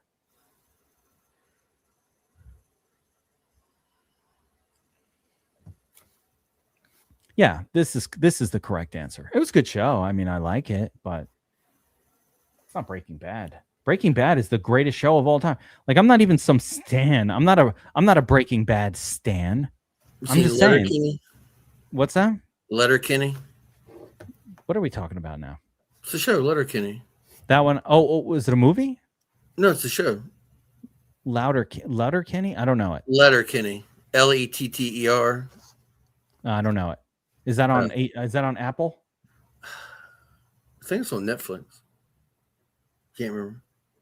I don't know it. It's a hockey show.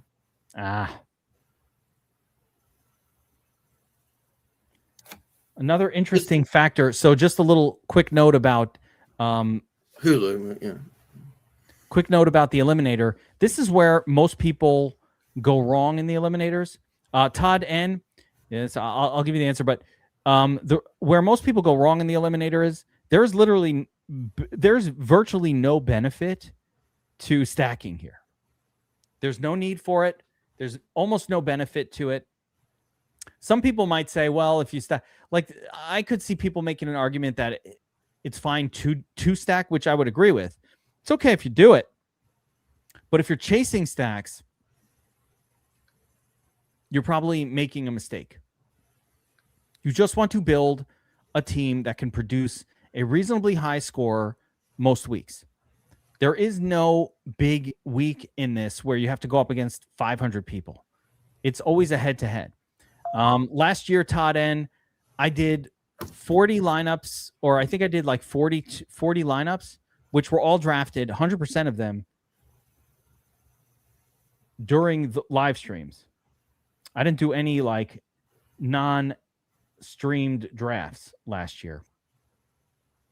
And I made it to round 8.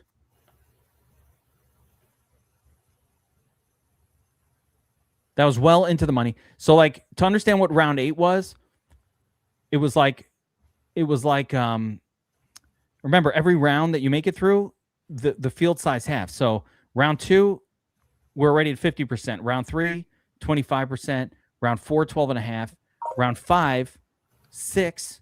Round 6, down to 3%. Round 7, down to 1.5%. And round 8 was the top 0.75%. So that's kind of the crowd that you're in. I was in the top 1%. I had 4 lineups in round 8, and all 4 of them were eliminated that week. All 4. So that was a bummer. But the lesson was, hey, I only put 40 lineups in. I got 4 of them. This was a 200,000 entrant contest. I got 4 of them into the top 1%. That is already predictive. If you put 10% of your lineups in the top 1%, you did pretty good. So that's predictive. But the lesson I learned last year was I need to do more than just 40 of those. And remember, I also had to do them in the streams where basically I had 5 or 6 people who all knew all my favorite players, all my sneaky good plays, and were taking them mostly ahead of where I was. And we're also taught the strategy of how to attack an eliminator, which meant they were drafting better than most. So all of that was in play last season. Excuse making excuses. But it's true. It's true. All right, I've got 2 quarterbacks, 4 running backs, 4 wide receivers, only 1 tight end. I can't believe I took Tucker Kraft. I normally don't take luxury tight ends in this format either, but we can use some wide receiver talent. And we definitely can use another tight end here. Let's go with Jawan. Actually, Chigo. I don't care. I ain't scared of Zach Ertz. I ain't scared of that. I thought he retired or something. I thought he was going to retire after that horrific injury too. I did not expect to see him again. This format, definitely pay attention to bye weeks. Very important. If you have overlapping bye weeks, that is the week that you're probably going to get eliminated from this contest. So that's what I had a lot of, like overlapping bye weeks last year. So try to have 3 quarterbacks and 3 tight ends, not just for overall scoring, but again, to navigate those bye weeks. One guy gets hurt and then the other 2 have a bye and then you're eliminated. That's how the eliminations happen. I had Daniel Jones queued up and I was like, shit, they get the same bye week as Lamar. So yeah, avoid it if you can. Like pay attention, try to avoid it. It's not going to help you on that week that you need the help. I've done a randomly pretty good job of spreading around my bye weeks here so far. But again, that's what I'm talking about. People are stacking in this contest, Tattoo. They're fucking stacking it effectively, purposefully overloading their team with players that are going to have the same fucking bye week. What are you doing? What are you doing? Why would you want? You're going to be eliminated that week. You should not stack in this. You should actively not stack. Active. What are you doing? Me? Not you. No, I was speaking to the crowd. I'm not speaking to you, Tat. Fucking damn it. I'm not talking to, I'm saying the people who are stacking. What are you doing? What are you fucking doing? Not you, Tattoo. Well, you could say, what the fuck are you doing? You only have 1 quarterback. That, I will say that. What the fuck are you doing, man? I told you to get 3 quarterbacks in this format. I know. What the? You're supposed to have 3 quarterbacks. Lamar. Now you waited so long. There's still some left. Yeah, Gino's a starter. That's fine. You just need a body. Doesn't matter if he's particularly good.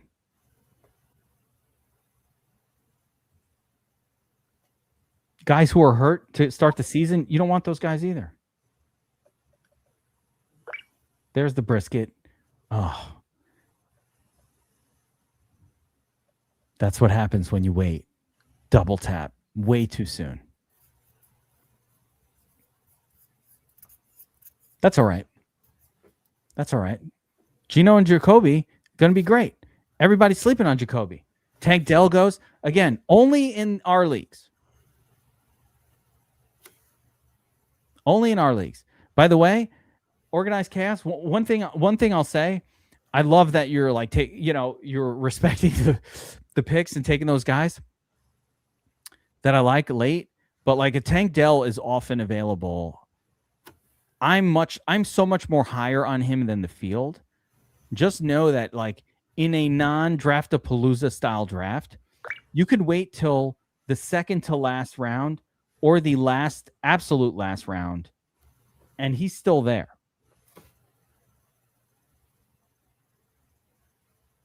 So just keeping that, just keeping that in mind. I want to get a share of Marshawn Lynch. I don't have any. Keep that in mind.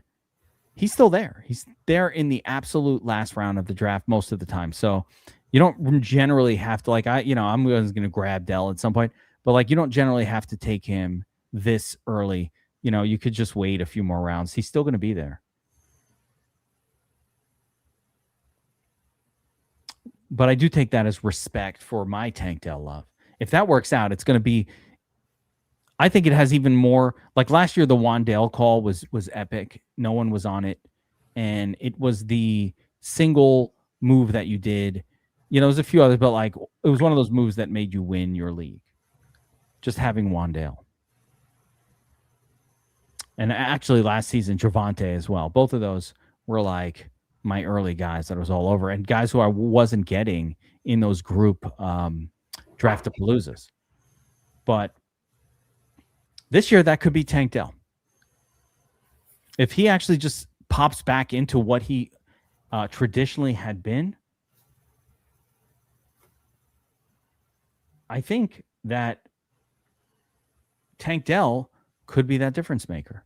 Of course, he also could just be he could never look the same. You know, he had that leg, he had that kind of leg injury, that broken leg.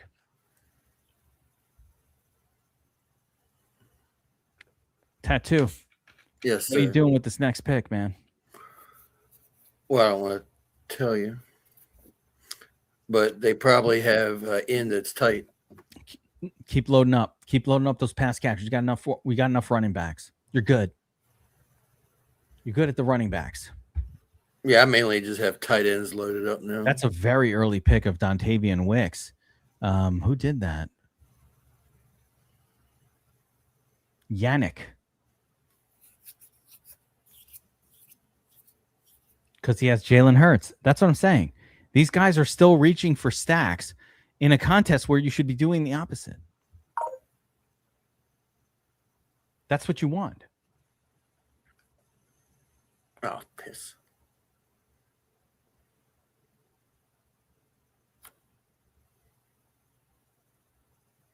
Matraki takes Calvin Ridley. Is that guy even playing this year? Mm-hmm. I guess he's back, Calvin Ridley. He's making sure he got to Cleveland. Again, filling out stacks for no good reason. Rainmaker just said, "Fuck it, I need a quarterback." Rainmaker forgot to take. You talk about forgetting to take a quarterback. Was that his first two? No, he has Josh Allen, and then just did not take another guy. What week is Josh Allen's bye week? 7.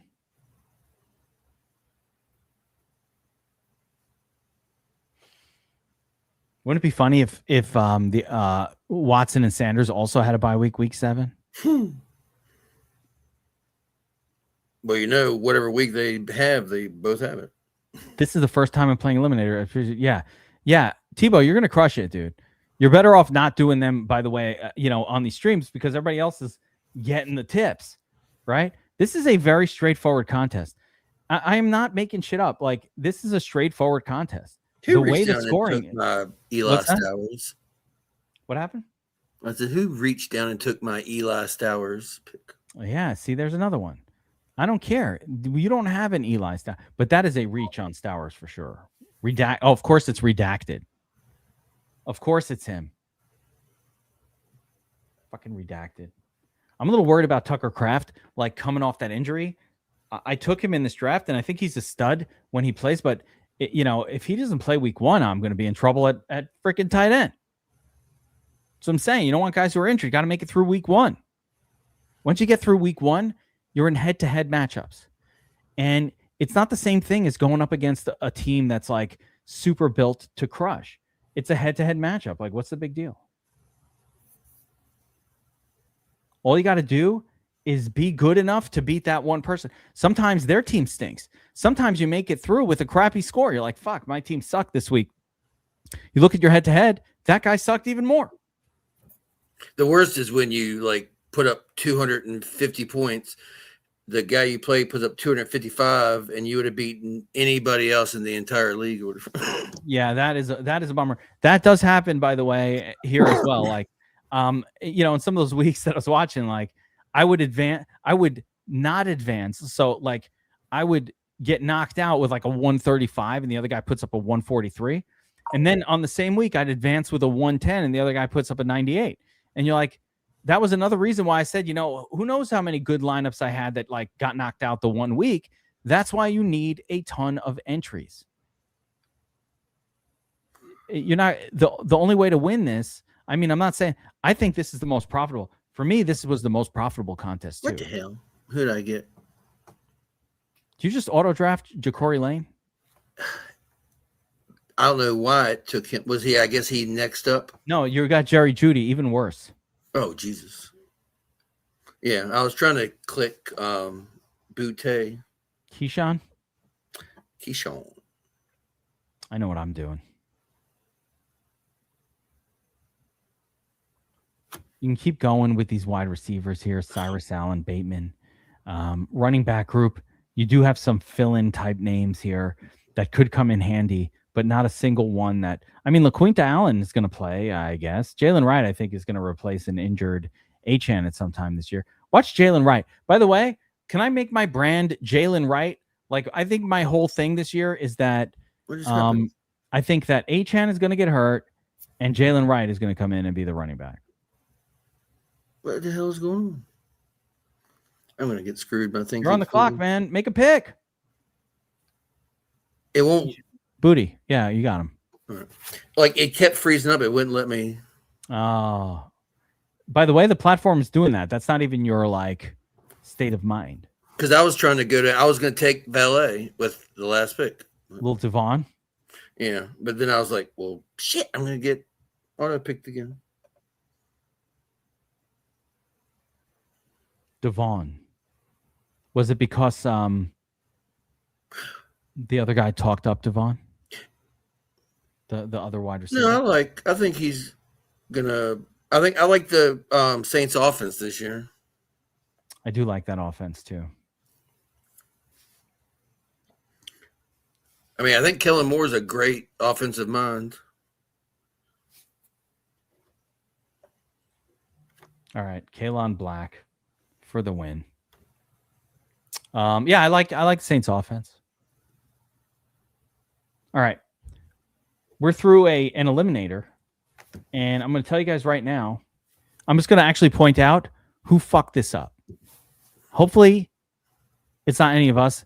And, of course, I will never speak negatively of Ray Zanny and his 4 wide receiver start. I actually get it here, although I still think you should have not taken Nico Collins. So let's just go there. Yannick, this guy's crazy.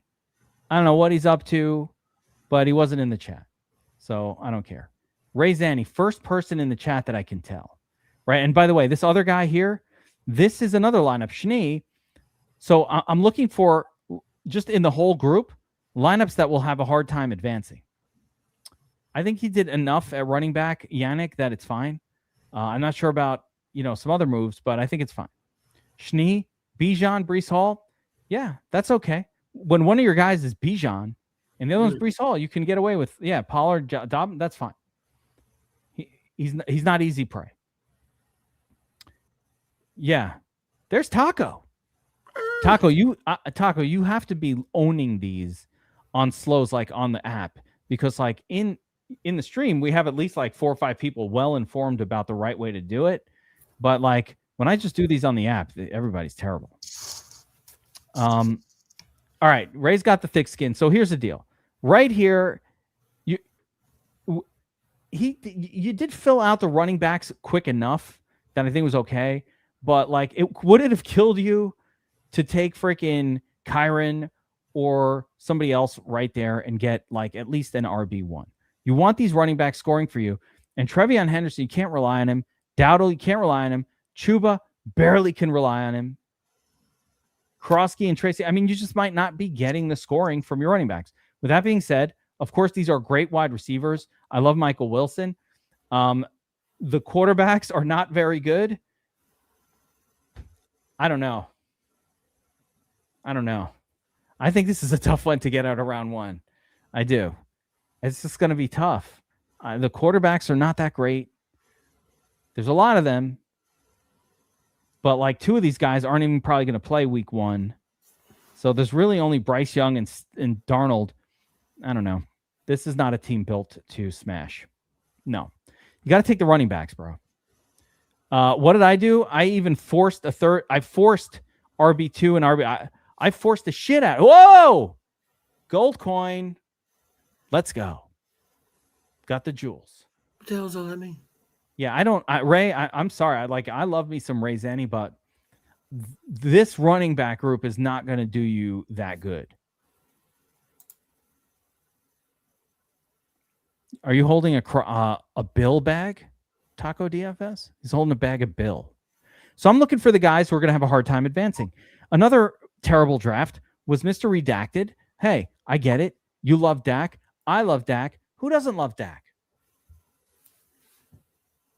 Nobody.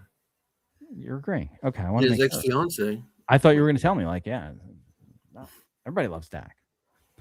Where was I? Oh, yeah. Redacted. So he's taking CeeDee Lamb. This is a terrible pick. AJ Brown, fine. Devontae, love him. But like Basil and Price and Monungai as your 3 running backs, man, I like Price there. I don't mind Tootin here either. So I don't mind these picks. I don't know how easy prey he's going to be, but I definitely don't like Monungai for your RB3 or an injured Charbonnet. The running back situation is no good for Redacted. It's not going to fix itself. This is a doomed team. Yeah, I say it's doomed. There you go. I got some hate for hating on some of these drafts. Didn't get a lot of that, but I'm going. Let's keep going. This guy, HN, Judkins, all right. You know, he could maybe do it. WV Square, this was a particularly bad drafter, and I think this is a dead team. I think this is a team that doesn't make it past the initial pod. So I'll call Redacted, WV Square, you know, and Matt Rack. Here's another one. This is absurd.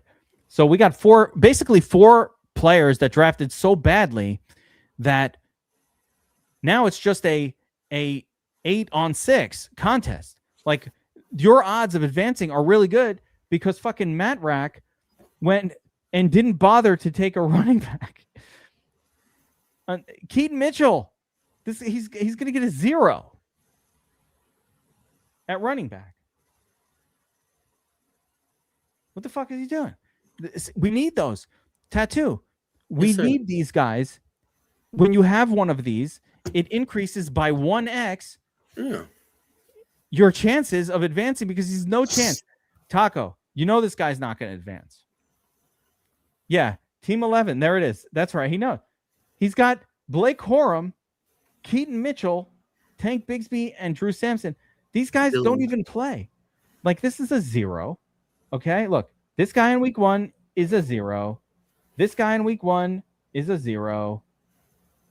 Keaton Mitchell is like a 3.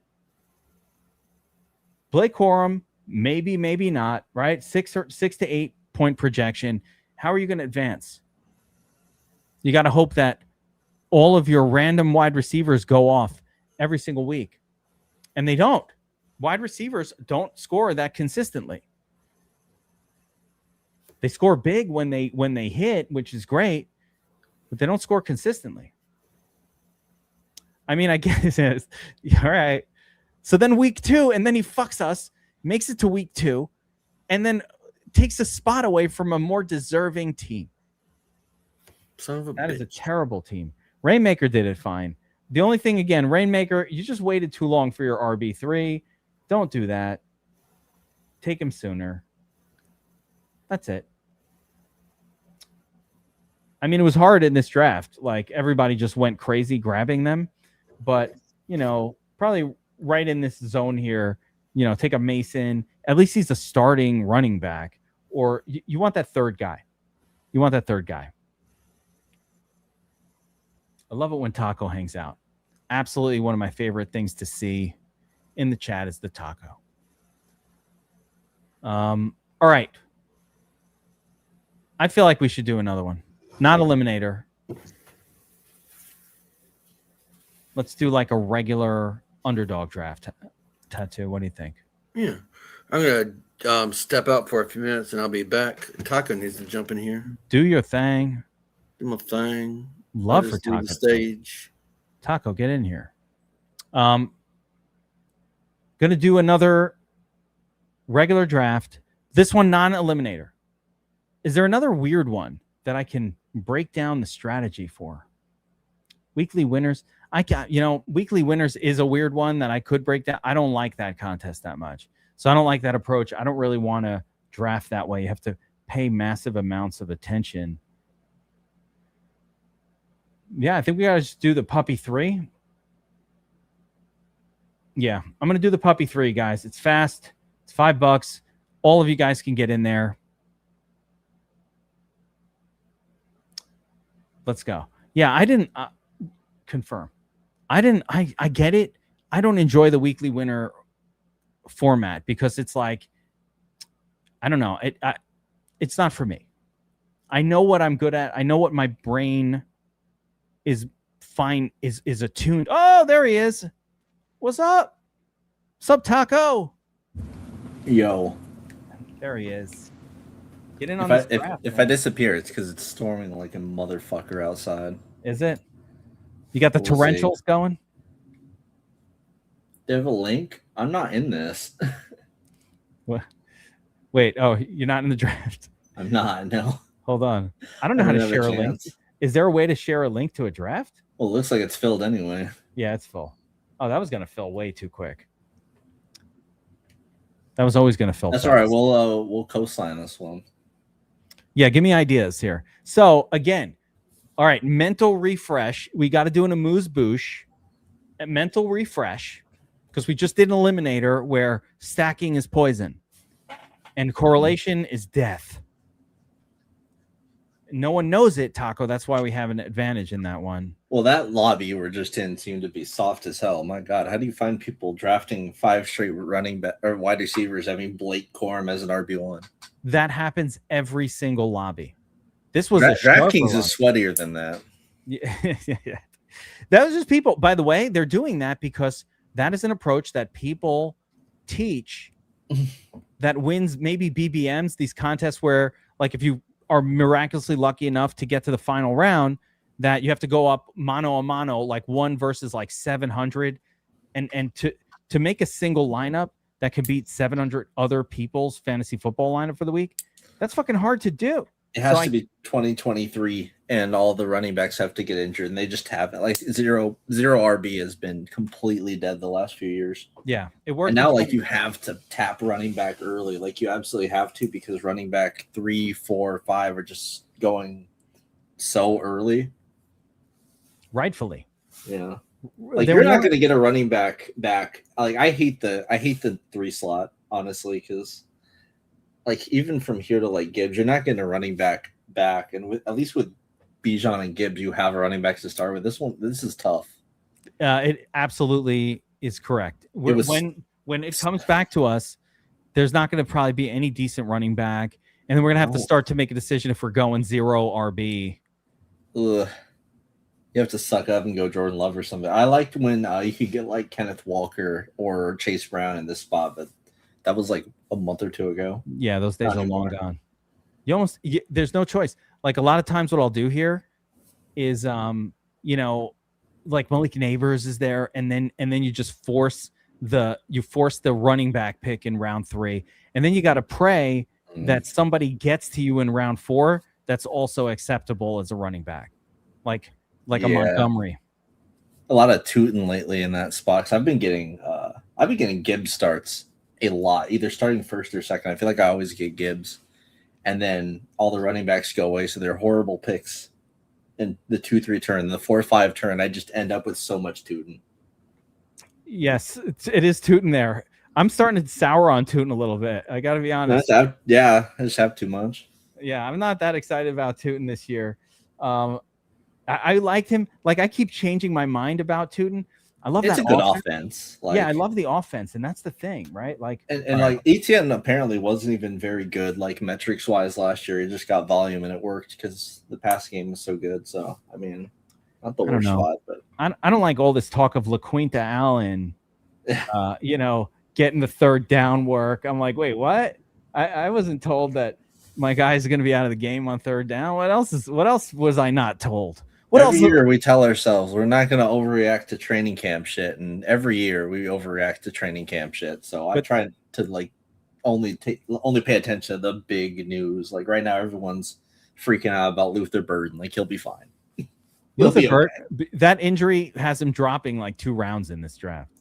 Groin injuries literally never last for longer than like 2, 3, 4 weeks. I think he'll be all right. They're talking about week 1. Yeah. You don't want to hear it. You don't like to hear it. But again, like, for ADP purposes, he's going top 40, which is nuts. Taco, look what's going on here. Of course, as expected. Yeah. You used to get Henry here, not anymore. Yeah.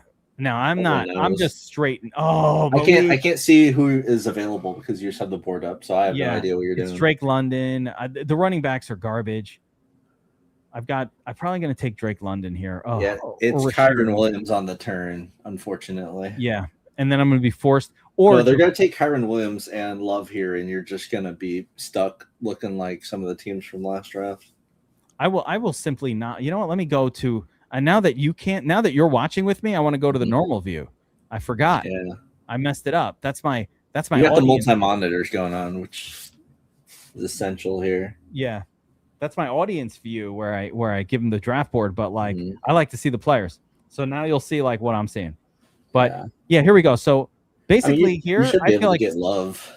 I hate Love. Which I know I hate that start too. But I'm not taking him. I'm gonna skip him and choose between Brees. I think Javonte. Maybe Brees Hall. Javonte is like all floor. I feel like Javonte would be good in the last one you did, the Eliminator. Yeah. Maybe Brees Hall is there upside? Brees Hall's offensive line is incredible for what it's Ugh. worth, but they're also not going to game script them a lot. All right, this is But like he's a pure alpha, right? And Kyron Williams, I don't know if you noticed from last year, like their game script with the Rams was Kyron Williams gets 2 drives and then Corum gets 1. Yep. It was every single game. As where Brees Hall is just going to get all 3 drives. 100%. Yeah, and they just actually came out and said we want to use Brees Hall as a workhorse, and we didn't do it last year, and we're going to change that. Now, is that just talk? That came out today. They literally said that, but like, again, I am not advocating taking Brees Hall. This is maybe my first share of him, Taco. No, it's only okay because their offensive line is literally like really good. It's like the only good part about their team. But I mean, you're the Jets fan here. You know better than anyone. They're terrible. Yeah, they're the Jets so are bad. cursed. Yeah, but again, the coaching. I don't like the third pick. Third pick is about as bad as you could ask for. Yeah, I don't mind. By the way, I don't mind, and this is the difference. When I get 1 or 2 and I start with Bijan or Gibbs, I'm cool with the double tap of wide receivers. Like, all right, absolutely. You get Neighbors, you get Rashee Rice and DraftKings has been falling. Devonta Smith. Yeah, I'm cool with it. All right, I'll do that, and then I'll suck it up and yes, deal with a freaking RB2 Tootin. Or even something sillier like Ramondre Stevenson a couple rounds later. And I'll just hope that like a Jonathan Brooks or Mason comes through for me in the later rounds. Yeah. That's how I think I'm going to do my redraft. The Eliminator, bro. I love getting like Jalen Warren as like RB3 because like I feel like his floor is so insane. It's just a dump off guy with a 42-year-old quarterback. Yeah. But I think Dowdle's going to be good too. Yeah. Warren, Dowdle, both fine. Dowdle's like the classic best ball play. Yeah.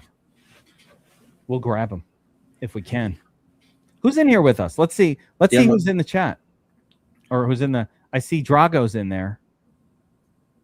Organized Chaos is in there. Rainmaker. And Board the Cap. Who's Board the Cap? Wide receiver run. What up, Commish? Just commissioning then. Tattoo. Yes, sir. When are we starting league number 3? I can create it now. That link Tattoo, when are we drafting our Superflex best ball? And what pick do you have to pick a non-QB? Pick 3, pick 4. When are you picking Gibbs? Because I don't know. I've never done a Superflex Dynasty. Is it Dynasty or it's not just Dynasty? Best ball. I've never done a Superflex best ball. Superflex is just Superflex best ball. Like, you know, you got to fucking sack up and decide. Like, I think you got to take Josh Allen when he's there in your pick 1, but pick 2? You're picking Gibbs. I think you can. I'm probably, is it May? Is it Gibbs? I think it's reasonable. After round 1 and 2, though, the elite tier of quarterbacks are gonzo. Now you're in the zone with like Kyler Murray, Tyler Shook. Like the first 2 rounds will get everybody, including Dart, like everybody that you were even dreaming about in the first 2, in the first 8 rounds of or 9 rounds of best ball, they're gone. Who are we looking at here for this upcoming pick? All right, so we got Chase, we got London Hall. I think we got to get another running back. I'm not happy with what's going on the board because we're not tooting it. No, I don't want to. He'll probably be gone. I have way too much. Etienne is my highest owned player, unfortunately, and I don't want it to be that way. It's just ended up that way. Should I take ETN in honor of Taco? Yeah, hold some bags with me, bro. Half Etienne and half HN. Like, notice the drop on Etienne here, though, right? I mean, like the fact that he's even available right now. The fact he's available, this is a significant value drop on him. You know, I'm taking him. I don't have any Travis Etienne shares either. So you know what? You have none? Oh my God, I have too many. I have very little. His ADP on DraftKings was like 48 for a while when I first started drafting. That's not bad. Ended up with him as RB2 a lot. My main guy, I've been saying it, even though I haven't been able to get him in these drafts the last few, but I'm on team Montgomery. I think he's going Mixon 2.0. Just a touchdown animal. A fucking animal. Let me see. Yeah, right now I don't know if you're using a portfolio manager. My top guys are ETN. I have 26%. Devonta Smith, 23%. Amon-Ra, 21%. Gibbs 20%. So 20% of my lineup of my 12 mans I've picked first. Like I keep picking first over and over. And it's like all my Million Maker tickets are all like Gibbs starts. So like, that's actually crazy. Yeah. I think we got to take Joe Burrow here, which is also actually I think we can, you know what? Let's dice roll it. Fuck QB, man. Dice roll it. Adams has I think he has the highest touchdown projection of any wide receiver besides Chase. I don't understand why Adams is available pick 51 on Underdog where touchdowns are the only thing that matter. Yeah. Well, it's because he's old, right? But when you're old, what do you have to be a successful old NFL player? You have to be a technician. Devontae Adams is like a top 5 technician of all time. So it makes sense. He's also their red zone running back. That's always a bonus. He's just like he's a touchdown magnet. And Puka's not been a touchdown magnet. Like it's been Devontae a lot of the time. So I like him in this format. The other thing I do is I remember how much his salary was on DraftKings. It was like $7,200. Give me a $7,200 player over all these 6K guys that are showing on the board right now. Like Watson, that's a 6K-er, you know? It's a top projected Vegas offense. I mean, you can't really go wrong with attacking offense like that. Nope. That's why Kyron is acceptable too, even though he is sharing the load. Like he's not going to be some workhorse. He's not. But he's still a running back that, you know, is going to be in there for a lot of plays on a team that scores a lot.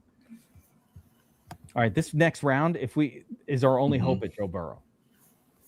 So let's see what happens. Now we are in the Joe Burrow hunt. Oh, he'll be gone.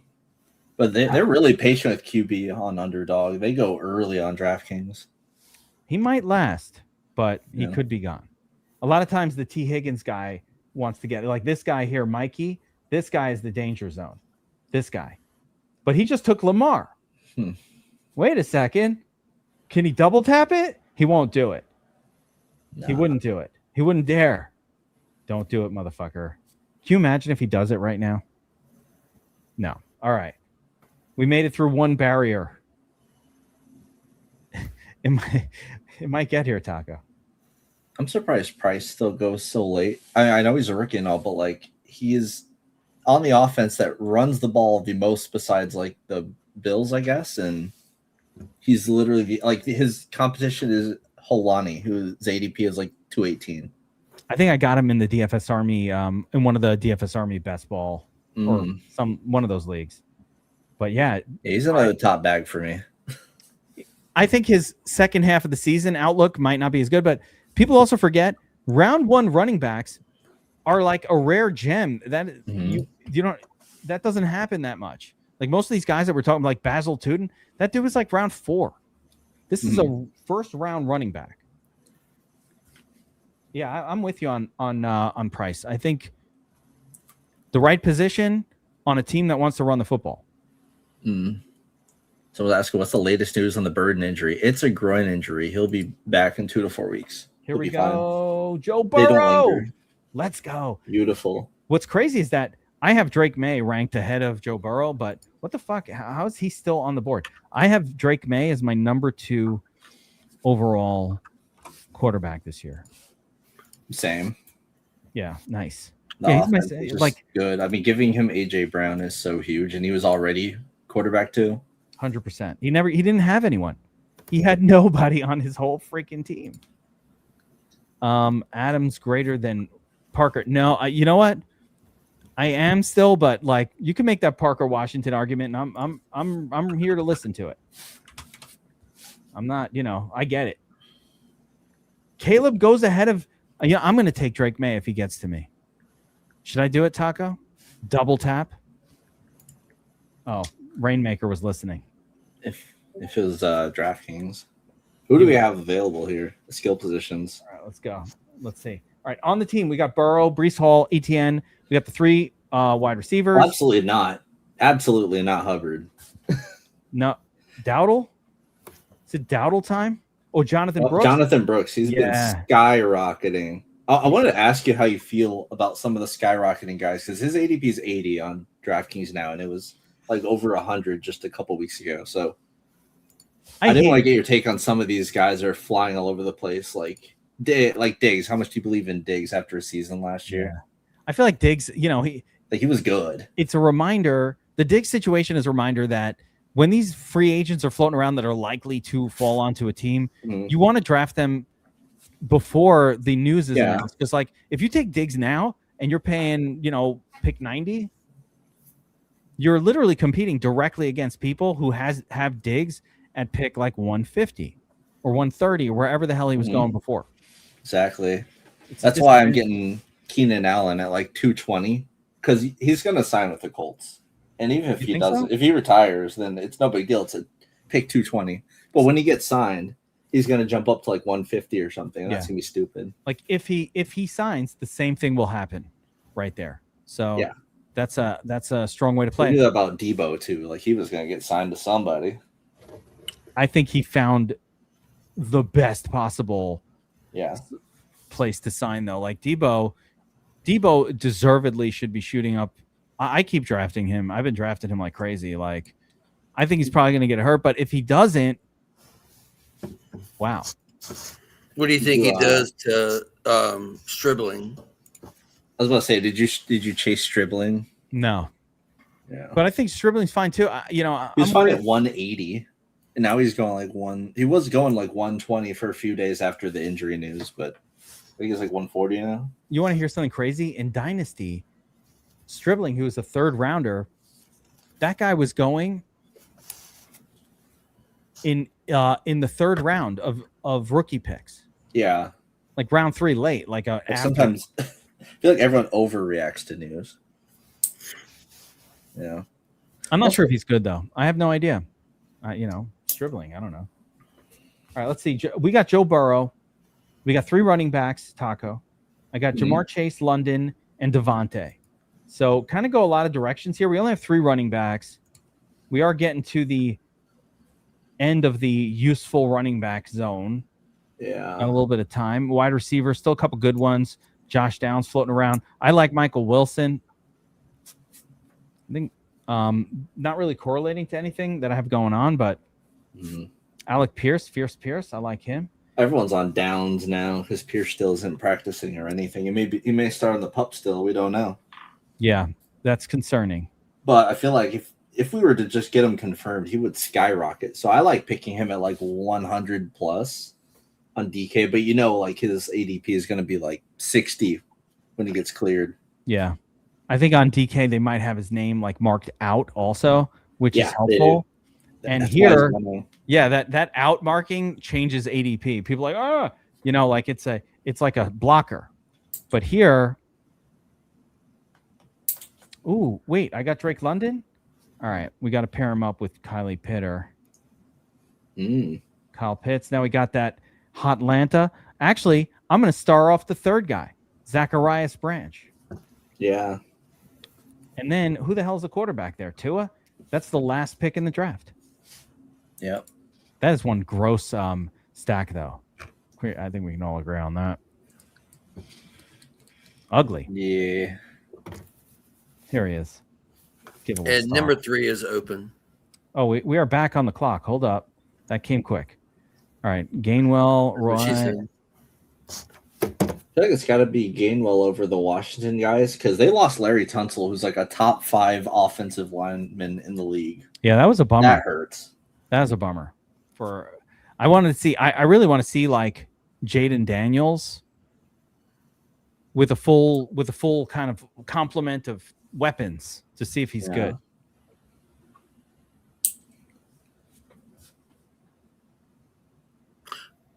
I did not.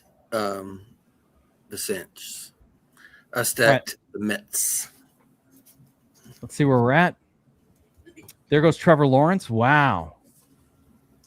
We're gonna need our What second. does his That is picture look like he's getting a haircut at the barbers? They put the little black thing on him. Honestly, I didn't even notice the picture they're using of Trevor. Is he rocking a ponytail in this? Is that Usually why he looks like a WNBA player? It's like the picture from their schedule release when he pretended he got a haircut. Oh, is that what it was? Yeah, so because that's the haircut thing. Like he said, like at a barber. That's I was about to say, why does it look like that? That's exactly what it is. Yeah. So he's on some Jimmy Butler shit, or he's just trolling them. That's funny, but at the same time, that is a incredible drop for Trevor Lawrence. Pick 100. Are you guys nuts? I can't believe I missed it. I should have taken him. Trevor Lawrence should be going in the zone with Caleb. This is where Trevor should be in the 70s zone, probably ahead of Dak. I mean, he's got Travis Hunter as a 5th option. Like, Dude, his receiving core is so good. In regular fantasy football this year, Trevor Lawrence, Dart, Caleb, those are reasons why even Mahomes, you could just wait on quarterback. Yeah, Stafford is so bad. Like if you waited and you're the last person to take a quarterback in your fantasy league this year out of 12, that last guy is like Matthew Stafford. Is that so bad? Quarterbacks are sick this year. Stafford goes way too early on DK. I don't know what their thing is with them. I think people are just too eager to stack on DK. Yeah, fill out that stack. I've been going a lot of Shuck. I think he's got upside. I think the Saints will be a lot better this season. Yeah, that's fair. I think Tyson is good. He started to look good the second half. There's a little bit of run in his game, not a lot, a little bit. See, Ivan Drago was listening. He's young and spry. Yeah. Yeah, Drago definitely is listening. 100%. He has Tyson. He's like, I'm not risking it. He's 105. He's 118 on DK. Let's plan out. He's 113. That's not far. Hold up. We got only one quarterback, but he is Joe Burrow. We got Breece Hall, Etienne, Brooks, Gainwell. Only 3 wide receivers: Chase, London, Adams, and we got Kylie Pitter at tight end. I'm thinking I need to pay attention to quarterback. Just go 2 QB, and then with your last pick, go Joe Flacco. I'm going to take Tua and pair him up, get that whole Atlanta stack. All right, running back, still have Ja'Cory. I don't like that. Need more wide receivers on this team. I think Romeo Doubs is fine. You'll probably see Kyler Murray drop a lot. People are scared of JJ, but I'm going to tell you something. I would be shocked out of my mind if JJ wins the job. I mean, Kalshi has what do you have him at? It was something crazy. It was, I got it right here. Kyler Murray at 91%, JJ at 13% for week 1 starting quarterbacks. I think all that news is way overblown. Yeah. By the way, correct. That's reasonable. Because think about it like this.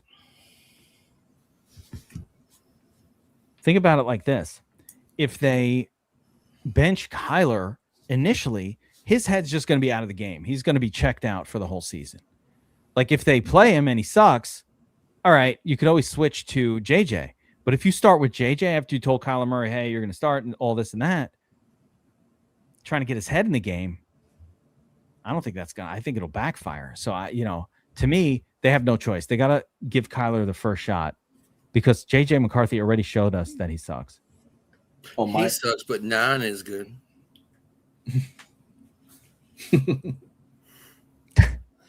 How often have alter egos gone well in sports? I can't think of too many success stories. My millionaire maker DK1 the slow draft just popped up, and I get Stephon Diggs at 115. Oh, there it is. That's I don't fair. know why he's dropping, but I mean he got 1,000 yards on like a 55% snap share last year. He still got it, man. He's just got to stay healthy, but he hasn't been an injury-prone guy. No, It's not been like a part of his. He's more like so. a drama guy. Yeah, a little bit of drama, but like not great in the off season. But we don't do fantasy for the off season. Our off season's like 15, 16, 17. I don't draft people for their character. You know how they have these like TikTok things where they go around like a team's all the players and ask who's the one person that you wouldn't let date your sister. Oh yeah, NASCAR they did that, and everyone said Noah Gragson. Gragson is the one. Yeah. They always agree on one guy. Yeah, in NASCAR, right? I thought they would all said Bubba Wallace. Oh my gosh. No comment, but none of them said Boba. So you see the NASCAR one. So when they did that for the Bills a few years ago, 100% said Stephon Diggs. Nowhere near my sister. He's got the Mamba in him, I guess. I saw one of those for like a girls' basketball team or something, and they also all pointed to one girl. I was like, this is messed up, man. The dogpiling knows no gender bounds. No. All right, let's see what's going on, man. This draft is going bananas. We are drafting a puppy. This is a format where correlation does matter quite a bit. So you got to correlate. I'm building a massive Tua stack with Drake London, Pitts. I thought I had a third name in there. Or I have a third name that I'll get later. Stribling, yeah. We got some WR or RB kind of like handcuff types going now. So anybody decent is gone. Is Ja'Cory Krosky-Merritt the last viable guy? I mean, Chris Rodriguez is getting a ton of work in practice or in training camp, but we're trying not to overreact to that. Keaton Mitchell's flying up the board. I used to get him at he's someone I have great leverage on because I was getting him at like 175 and he's jumped up to like 130 ADP. Yeah, the coach literally called him out and said Mitchell's going to play. All three guys are going to play. We're like, what? What are you talking about? I thought I didn't want all three guys to play. Geek, is a good question for Terrible for Omarion. Who in the Army would you? The MILFs. Probably Razzle. I'm worried about her being turned two-dimensional. Oh, that was. Also, I wouldn't let Geek date my sister, A, because I don't have a sister, B, because, shout out Miss Geek. We would never want to. Oh, don't suck up to Miss Geek. No, it's all good. I would have, had I been a single guy, I would 100% be interested in dating your sister. Yeah, my 100%. Non-existent sister. If you had one, you're into the Asians. If you had one, I would be interested. If you had a hot Asian sister, I would be into her. Literally. Yeah. All right, what do we got here? 2 quarterbacks, 4 running backs, 5 wide receivers, 1 tight end. I've got Joe Burrow and Daniel Jones. Like, they coordinate with nothing. I'm just going to keep taking, like, guys that I like. Trey Tucker, another wide receiver I'm drafting the shit out of. I think he's the WR1 for the Raiders.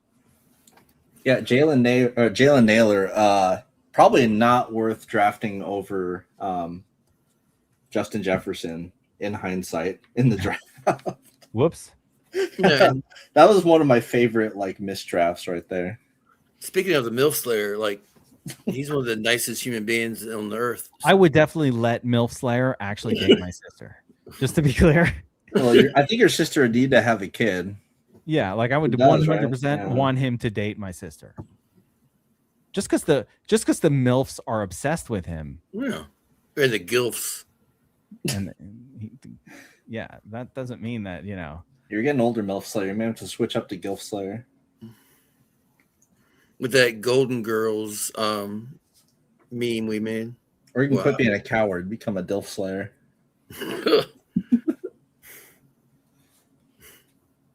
Taco, how many best ball drafts have you done so far? You're like a snake drafter. I love Snake. I have a Snake background from literally Fantasy Feud, RIP, and draft.com. I love how long you've been in the space for, by the way. It's like there's almost no one left. That's pretty crazy. Oh, yeah. 2013 me was smurfing on people. What was that website that did by X? Like, there were 10 times or...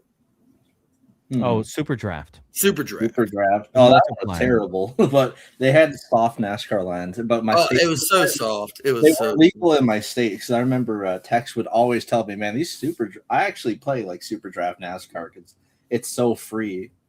It was a fun format exclusively for NASCAR.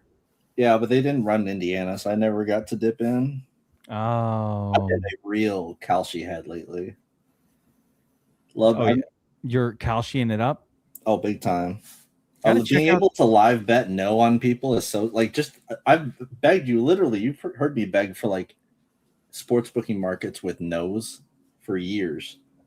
Like two-way markets are also like for predicting too. Like I'm waiting for the I'm watching the player props pile in for the preseason slate.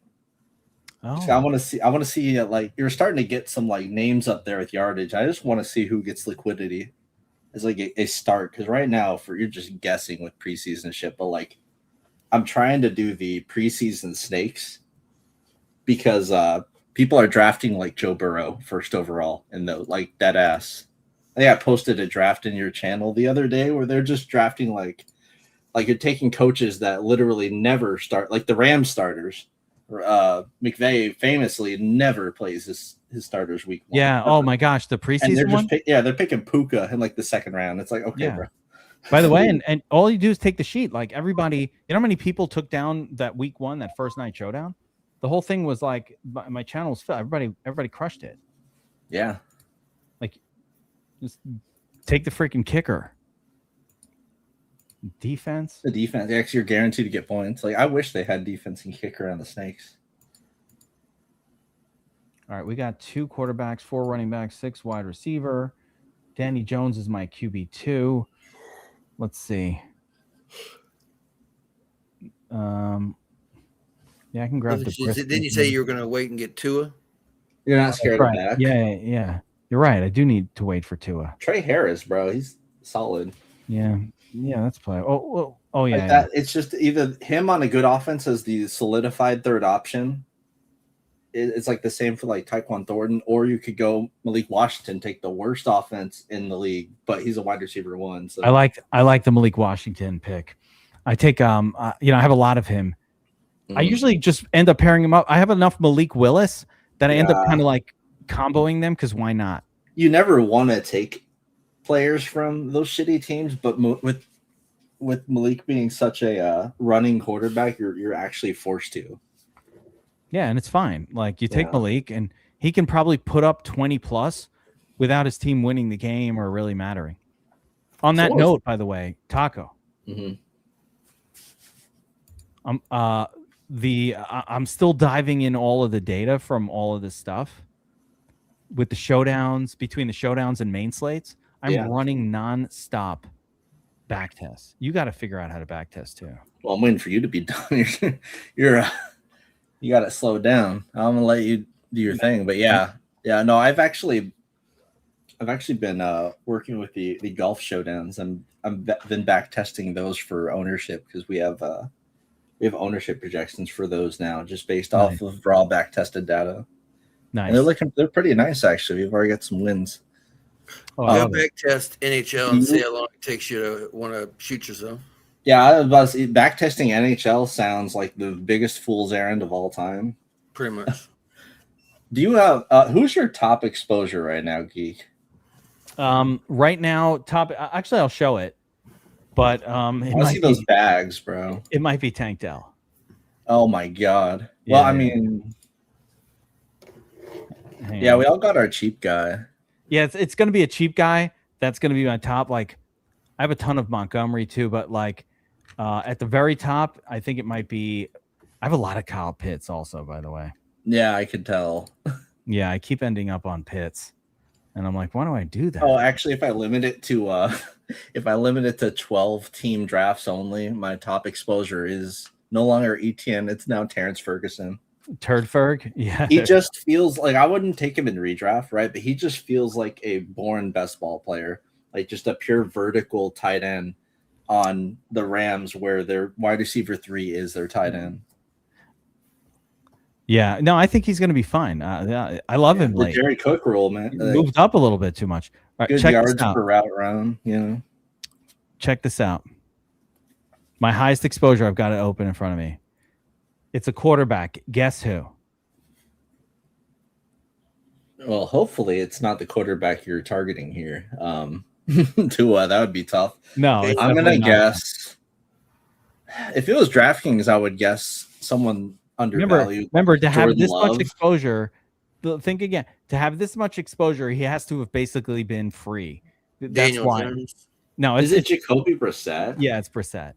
Are you worried about Carson Beck? Nah, dude, that is the most overreaction thing I've ever seen. Okay, yeah, it was a I don't know. preseason game against the threes. Even before that, just the draft capital and all that. Like, no, I don't think he doesn't have any draft capital. That's what I'm saying. Like, it's just that Brissett was paid $1 million, which ain't shit. So, yeah, I don't know if he's got a lot of backing. No, but he was good for fantasy. It's just like last year, that run where he was averaging like a top 10 ever pass attempts per game. Like, I don't think that's actually, like, with the new coordinator, I don't think that's going to happen again. I think it was lightning in a bottle, but you don't need him to get 20 fantasy. I'm telling you, man, I think he's going to sling it. I think he's going to do exactly what he did last year. So do you have Michael Wilson pretty high then? He's the second high. The second high. Okay, good. At least it's him and not Harrison. Oh, he's up there. I got an absurd amount of Michael Wilson, and then Tank Dell, and then wait, I'll give you some other top names because these are more my leans that I really love. Yeah, and you're mostly underdog, right? Yeah, almost all underdog. Oh, I'm almost all DK, so I've got different stuff going on. Like my cheap guy would be Tyquan Thornton because he goes like 214, and he's already locked in his wide receiver 3 for the Chiefs. Oh, they don't run a lot of 12. There's Tua. Oh yeah, Tyquan Thornton. I like that. That's cool. No, these are all. So my bigger name, sort of heavy leans, are going to be David Montgomery, Ladd McConkey, Kenny Walker, Jackson Dart, and then Jonathan Brooks. I'm with you on Dart, definitely. Oh, I love Dart. I have a lot of my third and fourth highest exposures are Watson and Golden, and then Jordan Love is right there because on DraftKings I think they just go far too low. Like that, like the main problem that we've had with the Packers receiving core is there are too many cooks in the kitchen. Well, they just dumped off 2 of them. One I was just thinking about actually, Dontavian Wicks. I don't know if you have much of a take on him, but he's another guy that's just locked into a wide receiver 3 role. Wide receiver 3 gets nothing on the Eagles. Yeah, it's not a good role.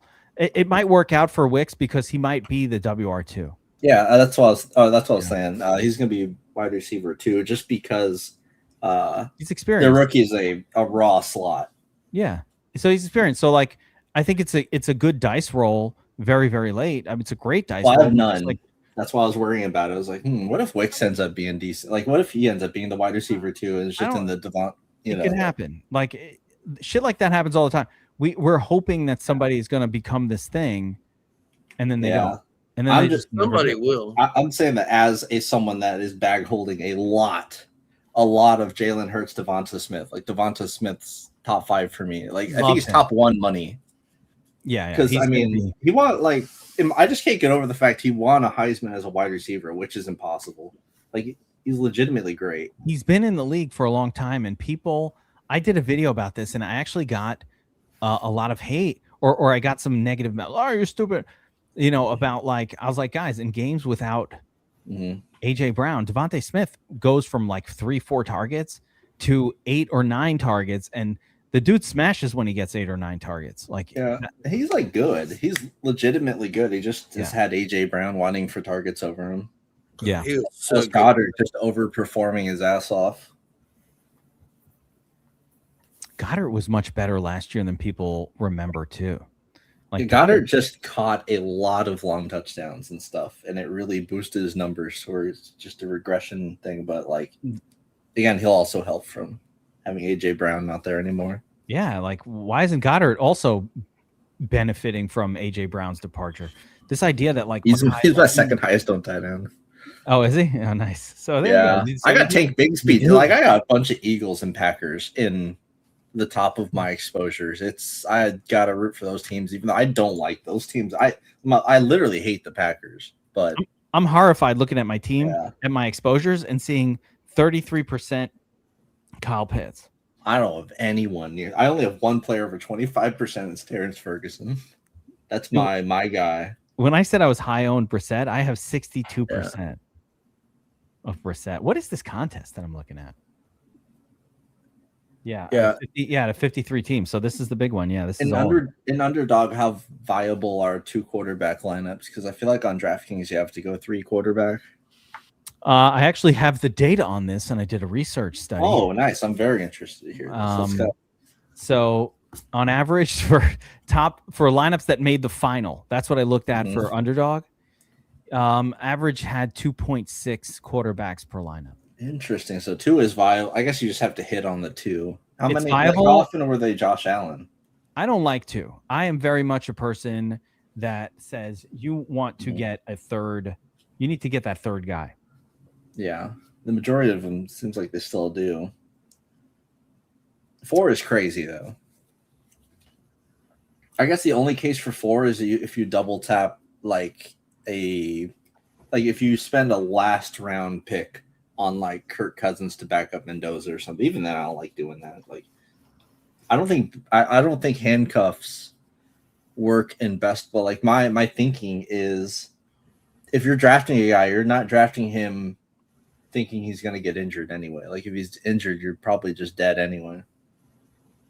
Like if I'm picking Tank Bigsby, it's not because I have Saquon, it's because I don't have Saquon. It works the opposite. Like if you have Saquon and you need Bigsby to replace him, what happens with the guy who has Bijan and also has Bigsby? Yeah. Like he took Bijan in round 1 or Gibbs. Like you're at such a disadvantage when your first round pick goes down that you can't make up for it by handcuffing. What's up?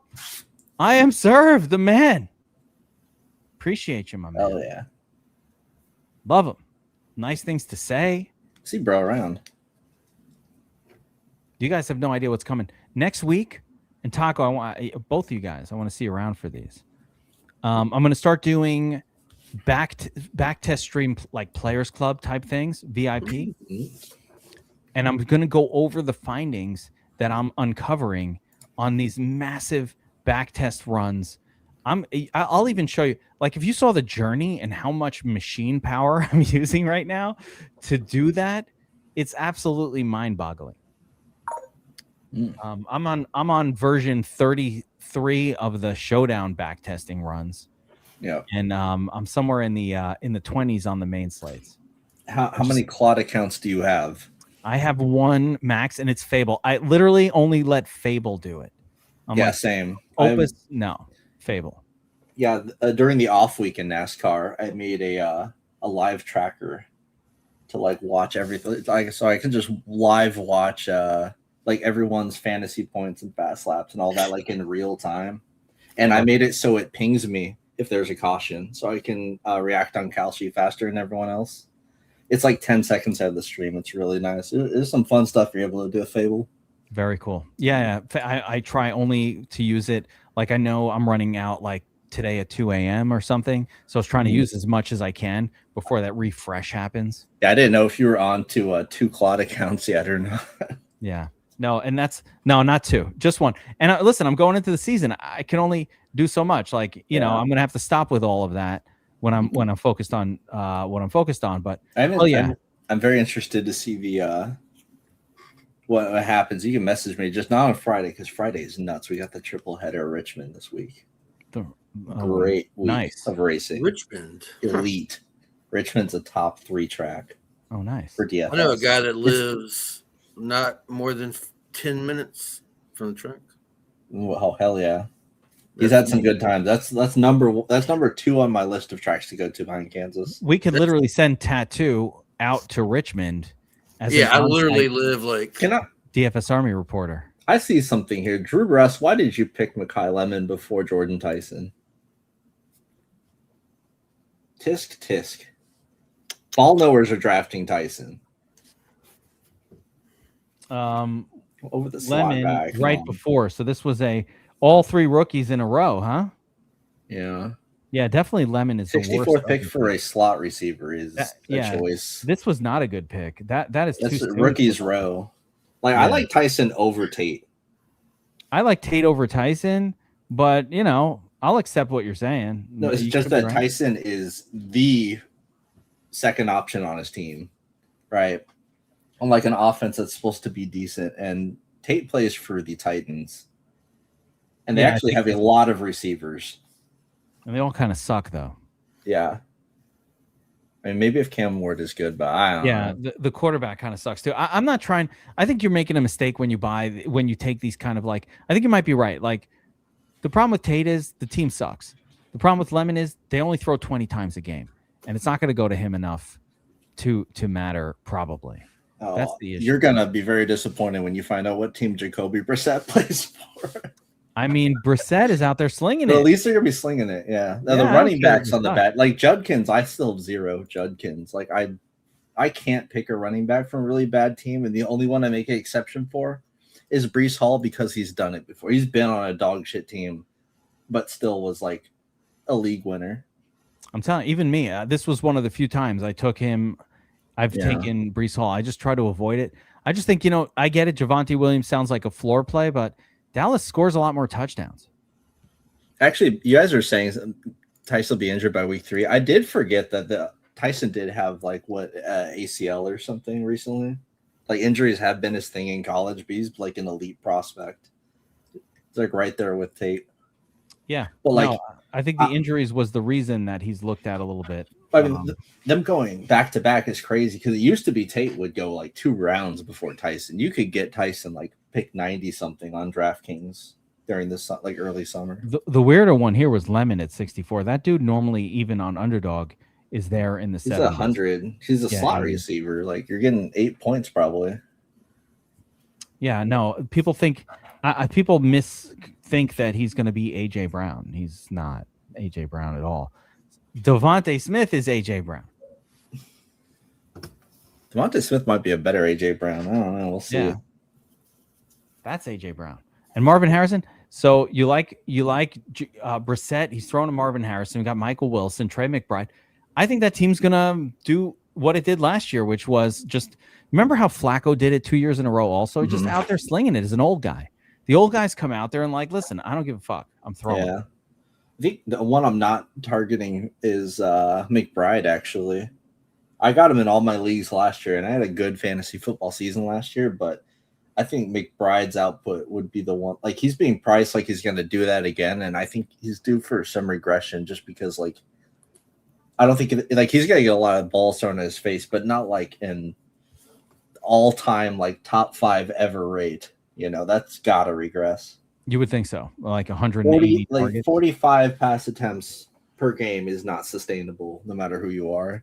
I don't know. They had everything fall perfectly because they would always fall down by multiple possessions in the first 2 minutes of a game. They also watching the Cardinals games. They did that every single time. They had no running backs last year, and now they their RB5 was questionable, and they were the starter. That was a very. They were literally starting in there. Zonovan Knight was he's starting this week. Should we start him in DFS?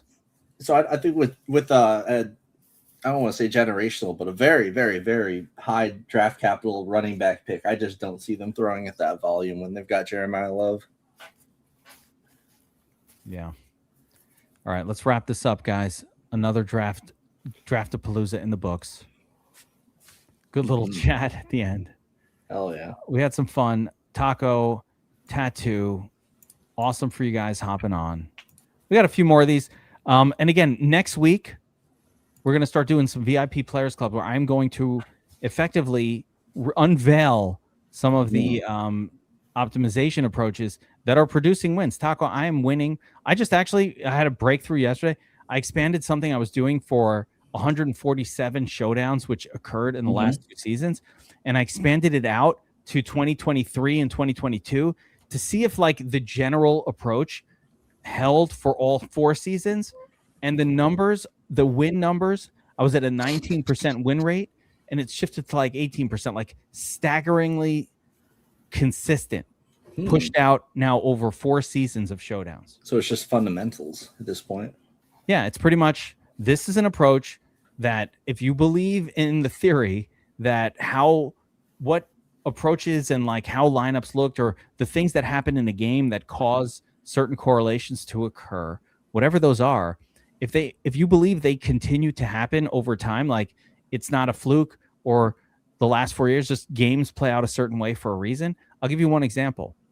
Like I noticed a weird phenomenon where when a quarterback was the captain, there's actually negative correlation with their WR1. Like it wins less than field weight. It's because I assume they're getting the tush pushes.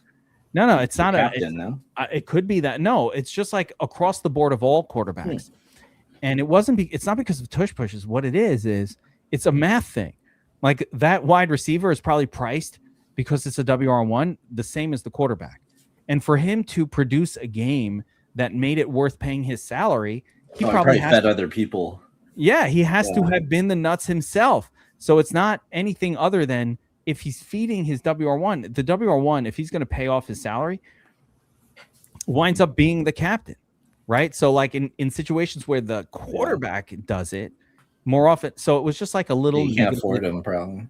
Yeah, it just can't be afforded. It's like a math thing. So it was a little negatively correlated with WR1. Meanwhile, for years, when we run the domination station in the past, we would be boosting that. We'd be like, oh, if quarterback's in there, boost the WR1, right?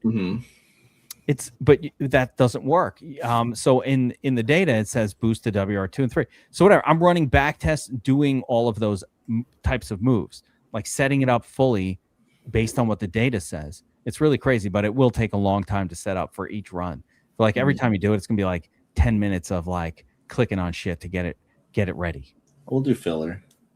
Yeah, definitely. All right. Good stuff, guys. Thanks for hanging out. Draftapalooza back Wednesday, 8 p.m. after dark. Good drafts today, guys. Good luck. And I'll see everybody next time. Thanks again for popping on, boys.